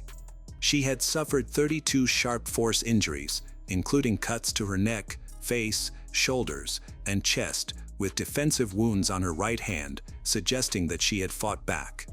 Next to her was Powell, bleeding heavily from up to 9 self-inflicted wounds on his throat. The police immediately secured the area and called for paramedics. Marta was pronounced dead at the scene, her hopes for a new life shattered. Powell, still alive, was taken to the hospital. On October 21st, after confirming that his injuries were not life-threatening, Powell Kmielewski was arrested while in his hospital bed. The detective mentioned that Powell was uncooperative during the investigation. He also noted Powell's initial denial of any previous aggression towards Marta. When detectives interviewed Powell, he remained silent and did not provide any explanation for the events that took place in his room. They questioned him about Marta's final days, her unexplained absence from work, and a suspicious text message, but he revealed nothing, adding to the mystery. Questions arose. Why did Marta visit his room that night? Had Powell lured her there? What led to such a tragic outcome? Investigators established a timeline, revealing that Marta had not been seen since October 15th, and her body had likely been in Powell's room for nearly 4 days. During this time, Powell continued with his daily routine as if nothing had happened. A text sent from Marta's phone emerged as a significant clue, indicating that Powell may have attempted to conceal his involvement. Marta's family, particularly her brother and sister-in-law, were devastated. They had warned her to avoid Powell, but none could have anticipated the depths of his desperation. The investigation into Marta's death relied heavily on tangible evidence, with the security camera footage from Wood Street and surrounding areas being the most telling. Northamptonshire police thoroughly searched CCTV and Ring doorbell recordings, which provided a disturbing glimpse into Marta's final moments. On Friday, October 15, 2021, Marta spent the evening at her friend's house on Woodland Court, enjoying herself and having a good time. She was texting, laughing, and sharing flirtatious messages with a colleague she was dating. At the same time, she received persistent messages from Powell, who was urging her to come over to his place and even asked her to bring pizza. The previous day, she had told him off in a message and requested that he leave her alone. Despite this, Powell continued to text her and reached out to a mutual friend to find out if Marta was at here. Upon confirming her location, he decided to act. At 10:42 p.m., Marta left her friend's house, walking alone along Wood Street towards Rockingham Road. Security footage showed her walking confidently, dressed for a night out and carrying a small bag. However, just a few minutes later, around 10:45 p.m., cameras revealed Powell leaving his rented room and heading towards Bath Road, intentionally moving to intersect her path. Powell was recorded leaving his home on Wood Street to find Marta, as noted by Northamptonshire police based on footage from near Wilson Terrace. The video showed a struggle between them. Marta appeared to be walking normally at first but then seemed to resist when Powell grabbed her arm. She stumbled and briefly fell, coughing and unsteady on her feet. Audio from a Ring doorbell captured her labored coughs along with Powell's cold command, "Come on, not far now. Can you hear me?" He was seen forcefully guiding her, at one point lifting her in a bear hug as she struggled to walk. By 10:56 p.m., the low-quality footage showed them entering his house, and that was the last time anyone but Powell saw Marta alive. Inside that room, the situation became increasingly unclear, but Powell's interactions with Marta's phone revealed important information. At 11:01 p.m., just 5 minutes after they arrived, Powell took a photo of Marta lying on the floor. It's uncertain if she was already injured at that time. Approximately 90 minutes later, around 12:30 a.m. on October 16th, he captured images of messages between Marta and her new boyfriend on her phone that confirmed her new relationship. Powell's fixation on Marta's new life, especially her relationship with her new boyfriend, drove his actions. He didn't just spy on her, he went further by using Marta's phone to send messages in an effort to hide his involvement. He texted her friends and family, imitating her writing style to create the illusion that she was still alive. One particular message sent to her family was noticeably formal, unlike Marta's usual warm and casual tone, which raised suspicions. These messages were part of Powell's strategy to delay any suspicion and buy himself time while he remained in the room with Marta's body for nearly 4 days. Marta was last seen alive at 10:56 p.m. on October 15th, when she entered Powell's room. Detectives suspect she died shortly after, likely before midnight, based on a photo Powell took at 11:01 p.m. and the extent of her 32 stab wounds. The injuries to her neck were determined to be the cause of death in the autopsy. The following day, he used Marta's phone to send messages to her male contacts, pretending to be her and attempting to entice them into intimate encounters. On October 17th, just 2 days after Marta's death, surveillance cameras captured him casually walking to a nearby shop to buy 6 cans of beer and a soft drink before returning to his room. He showed no signs of grief, seamlessly blending into the daily life of Kettering while Marta's body lay covered in a blood-stained duvet. This footage was incriminating, revealing a man capable not only of murder but also of continuing his life as if nothing had happened. Powell was arrested on October 21st after his condition stabilized. He faced murder charges, and the evidence against him, CCTV footage, phone records, and forensic analysis, was substantial. Prosecutors presented his motive as jealousy and an inability to accept Marta's new life. He had expressed to friends that he couldn't bear the thought of anyone else being intimate with her, a feeling that ultimately led to his final act.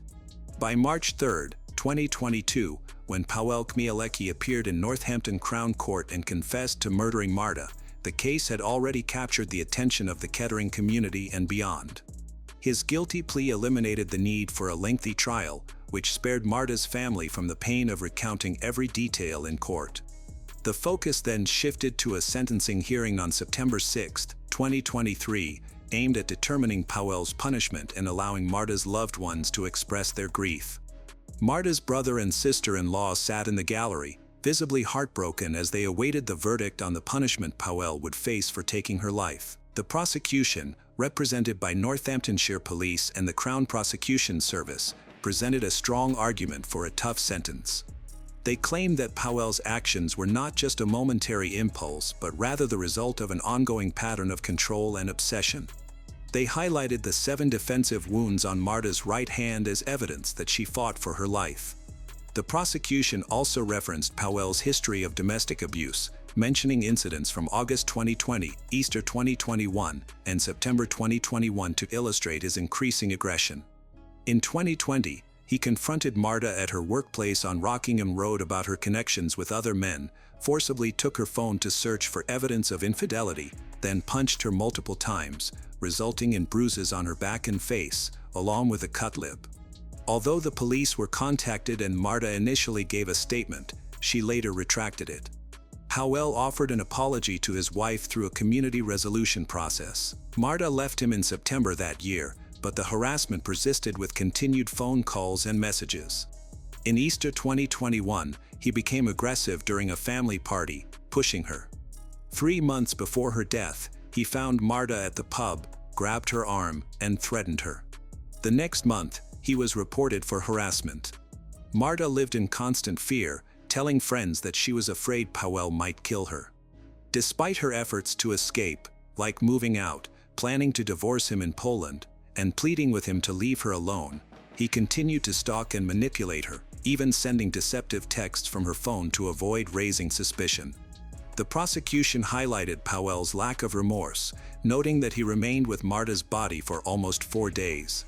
Powell initially denied his history of abuse while attempting to manipulate the court proceedings. They urged for a life sentence with a lengthy minimum term, arguing that Powell's actions deserved no mercy. On the other hand, Powell's defense team had limited options due to his guilty plea and the strong evidence against him. With the help of an interpreter, they acknowledged the seriousness of his crime but requested a shorter minimum term. They claimed that Powell's actions were impulsive, driven by emotional distress from his divorce and Marta's new relationship. The defense argued that he was deeply affected by the breakup, citing his self-inflicted wounds as signs of remorse or mental anguish. They contended that, although the attack was horrific, it was not premeditated and that Powell's guilty plea had spared the family from a trial. However, these arguments were weak compared to the prosecution's evidence of Powell's calculated stalking and the brutality of the attack. On September 6, 2023, Judge Herbert announced the verdict. Powell Kmielewski was sentenced to life in prison, with a minimum term of 18 years and 4 months. The judge directly addressed Powell, stating, "It was a prolonged and violent attack driven entirely by anger and jealousy." He stressed Marta's fear, noting, "The evidence clearly shows that Marta did not feel safe with you and feared you might kill her." The judge cautioned that Powell might never be released, as his eligibility for parole would be based on the parole board's evaluation of his risk to the public. This means that at 40 years old, Powell would be at least 58 before he could apply for parole, reflecting the serious nature of his crime. Marta's family felt the deep impact of the case.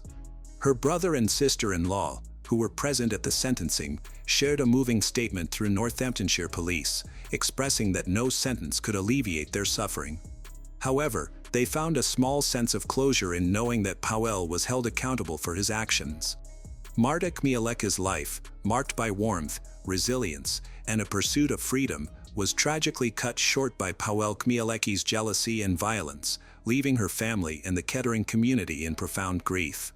The sentencing of Powell to life imprisonment with a minimum of 18 years and 4 months brought a measure of justice, though it could never fill the void left by Marta's absence. Her story serves as a stark reminder of the devastating consequences of domestic abuse and the strength of those who fight for their independence, ensuring her memory endures as a call for awareness and change.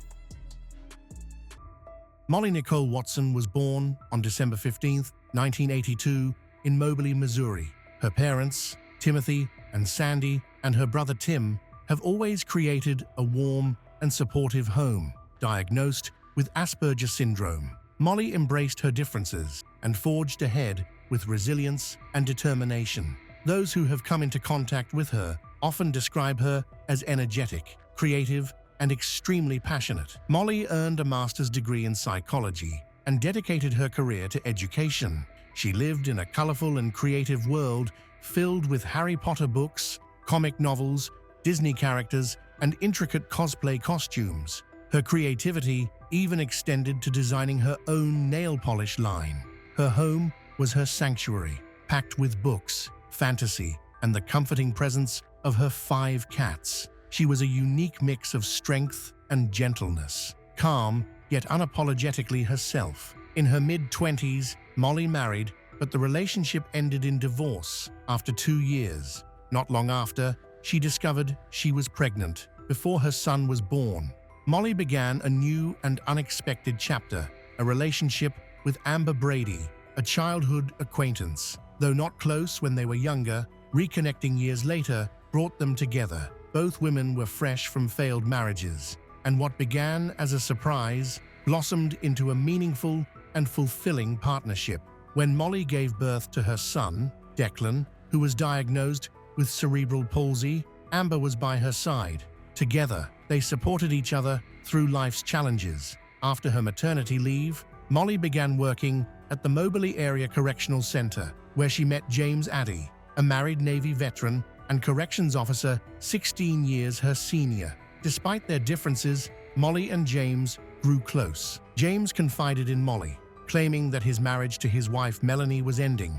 Believing him, Molly allowed their friendship to develop into a secret affair. They discreetly met in motels, hiding their relationship, Molly from Amber and James from his wife. The truth unraveled when Amber spotted Molly with James at a gas station. Growing suspicious, Amber eventually followed Molly to a motel and confronted her. That confrontation marked the end of Molly and Amber's relationship. Now free from the constraints of her past, Molly is openly dating James and is madly in love with him. However, her friends noticed something unusual. Molly paid all the bills, while James was cold, distant, and unwilling to commit fully. Despite this, Molly believed he was the one. In October 2017, James told Molly that his divorce had been finalized, filled with happiness and hope.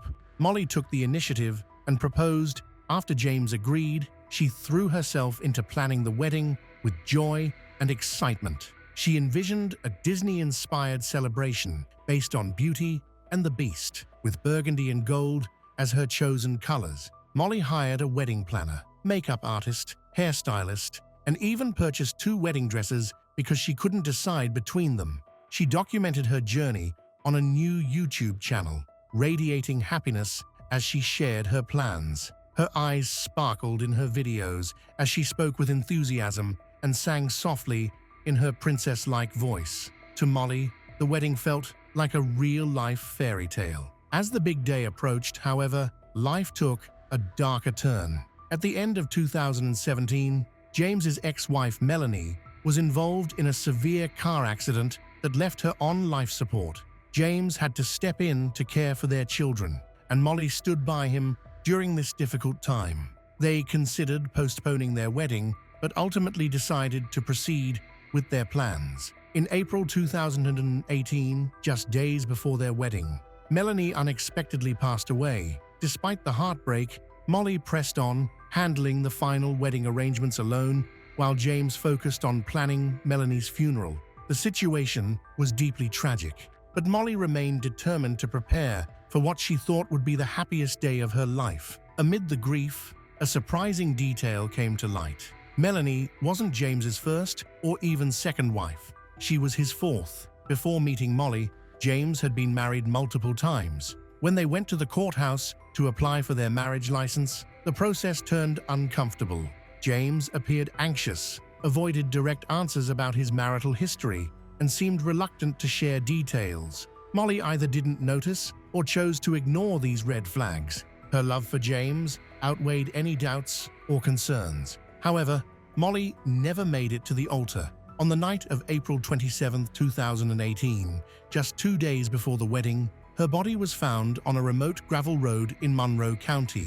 What initially seemed like an accident quickly developed into a homicide investigation. At the scene, investigators found no evidence of a struggle, and none of Molly's belongings were missing. Her jewelry remained untouched. Inside her car, police discovered wedding-related documents, including plans and checklists, everything bearing the name James. These clues led them directly to James's home. Around 2:30 a.m., officers knocked on James's door. However, instead of meeting a grieving fiancé, they encountered a woman, his wife, Melanie. This was shocking because Melanie was supposed to have died just days earlier in a hospital after a severe car accident. As it turned out, James had fabricated the entire story about Melanie's death. She was alive and still married to him, yet he had simultaneously planned to marry Molly. Both James and Melanie were taken in for questioning. Initially, detectives did not realize that Melanie was the woman James claimed was dead, only that they were dealing with James, who was allegedly involved in a murder while still married. Melanie, on the other hand, was blindsided. Melanie knew who Molly was, but thought she was just one of James's co-workers. When questioning turned to Molly's death, Melanie assumed the police were merely speaking to people who knew her. The truth came as a devastating shock. Melanie had no idea that her husband had been unfaithful, let alone engaged to another woman. James's double life had been so carefully hidden that Melanie, who lived in the same house as him, never suspected a thing. She told investigators that James came home every night like clockwork and showed no signs of dissatisfaction or a secret life. In hindsight, she began recalling suspicious details, such as how he often arrived home 2 hours late, which he brushed off as extra work or traffic. She had never pushed for explanations, and only now did the pieces begin to fall into place. Police uncovered that James had been living a double life for years. To Molly, James had claimed he was in the process of getting divorced, but in truth, he had never even filed for divorce. When questioned about his marital status, he invented a dramatic story about how his wife, Melanie, had been in a terrible car accident, was in a coma, and later died. Molly believed him. She trusted the man she loved and had no reason to doubt his word. Using this fictional story to hide his shady past, James accepts Molly's proposal and plans a wedding with her that he knows will never happen. When James's deception finally came to light, investigators began treating him as a suspect. Melanie provided a timeline for the night Molly was murdered. James had told her he was meeting a friend at 7:30 p.m., but he returned home closer to an hour later, claiming his friend had cancelled. However, Melanie and their teenage daughter contradicted his story. They recalled James arriving home closer to 10 p.m., far later than he had claimed. The timeline wasn't the only issue. Their daughter remembered that James went straight to the shower when he got home and then immediately started a load of laundry. For detectives, this behavior was telling. It suggested that James might have been trying to clean evidence like blood, dirt, or gun residue from his clothes. His alibi quickly unraveled. Police arrested James and scheduled formal questioning for the next day.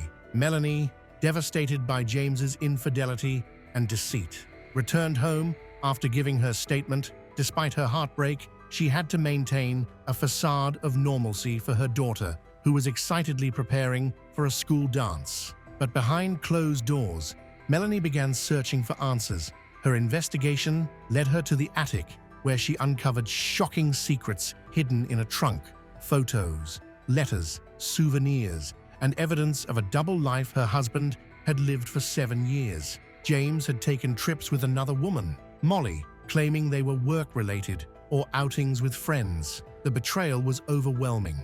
Melanie stayed composed for her daughter, but privately, she was unraveling a terrifying truth. This was not just a case of infidelity, but something far darker: murder. For nearly a decade, James had juggled 2 relationships, maintaining 2 homes and nearly entering into 2 marriages.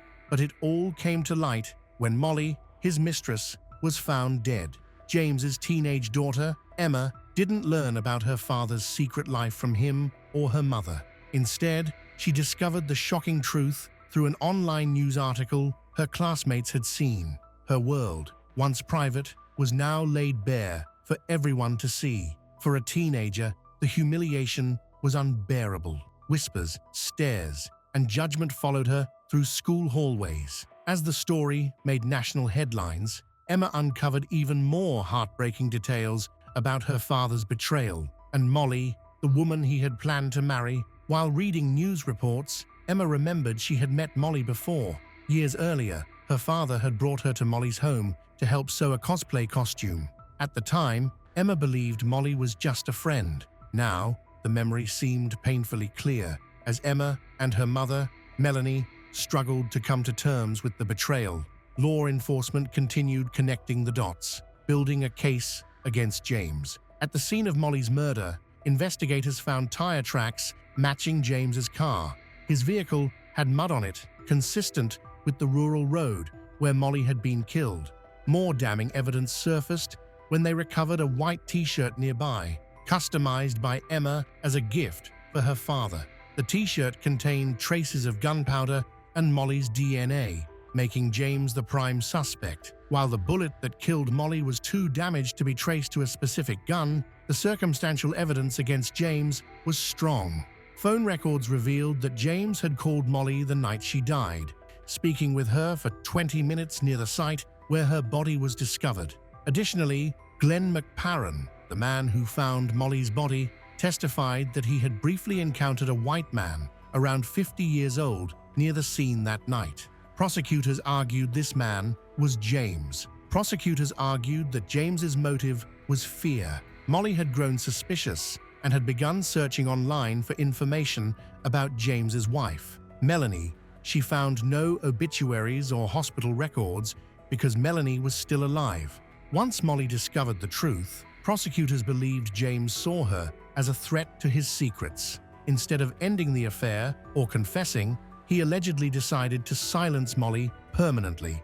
What made his crime so alarming wasn't just its brutality, but also its carelessness. James left a shirt designed by Emma at the crime scene and his name on documents in Molly's car. He behaved as if his actions couldn't be traced, but the evidence trail he left behind was glaring. The trial began on April 26, 2021, with prosecutors presenting tire tread analyses, forensic evidence, and witness testimonies to reveal the full scope of James's actions. Melanie testified, stating that she had no knowledge of her husband's affair and describing him as controlling, manipulative, and fully capable of murder. Emma's testimony added a chilling layer to an already disturbing case. She recalled her father, James, coming home late after 10 p.m. on the night of Molly's death. He went straight to the shower, and soon after, the washing machine started running. The strong smell of bleach filled the house. Emma remembered how nervous and on edge he seemed, behaving uncharacteristically. He lingered near her, silently, watching, then eventually walked away. Melanie revealed that during Molly's murder, she was still married to James, living under the same roof, and believing her life was normal. She had no idea her husband was leading a double life, using a separate phone to communicate with another woman. By the early hours of April 28, 2018, Melanie was grappling with an avalanche of devastating revelations. She discovered that her husband of more than 20 years had been planning to marry another woman. James had even fraudulently signed a marriage license, claiming to be divorced. The fantasy life he had woven with Molly was built on deception and ultimately ended in violence. Melanie had been unaware of his infidelity, that he had told others she was dead, and that her name was used to invent a fabricated tragedy. On the night of the murder, James had left their house in blue jeans, a black jacket, and boots. The next day, after the police left, Melanie began searching their home. Something felt off. She noticed his black jacket was missing, questioned him about it, but never got an answer. Her search led her to the garage, where James had parked a maroon car, unusually inside rather than outside, where he normally left it. Her suspicion deepened. During his trial, James Addy refused to testify in his defense, but submitted a written statement, a love letter to Molly, the same woman he stood accused of murdering. This act felt either disturbingly delusional or deeply arrogant. Later, he requested a new trial, claiming inadequate defense representation and alleging that some evidence in his favor had been withheld. However, the jury was unmoved. In July 2021, James Addy was convicted of first-degree murder and armed criminal action. He received a life sentence without parole, plus an additional 10 years. To the end, he declared his innocence and vowed to appeal. Reports surfaced of James confessing to a fellow inmate, bluntly stating that he ended up in prison because someone ended up face down in a ditch. By then, the damage was irreparable. In April 2018, instead of celebrating a wedding, Molly's family and friends gathered to bury her. What should have been the start of her new life became the date now etched on her headstone. But the tragedies didn't end there. In the ensuing months, her parents, Timothy and Sandy Watson, also passed away, unable to bear the devastation of losing their daughter. Sandy experienced severe psychological trauma after Molly's murder, and her mental health rapidly declined. Timothy, who devoted himself to caring for his wife during this time, succumbed to a heart attack in September 2020.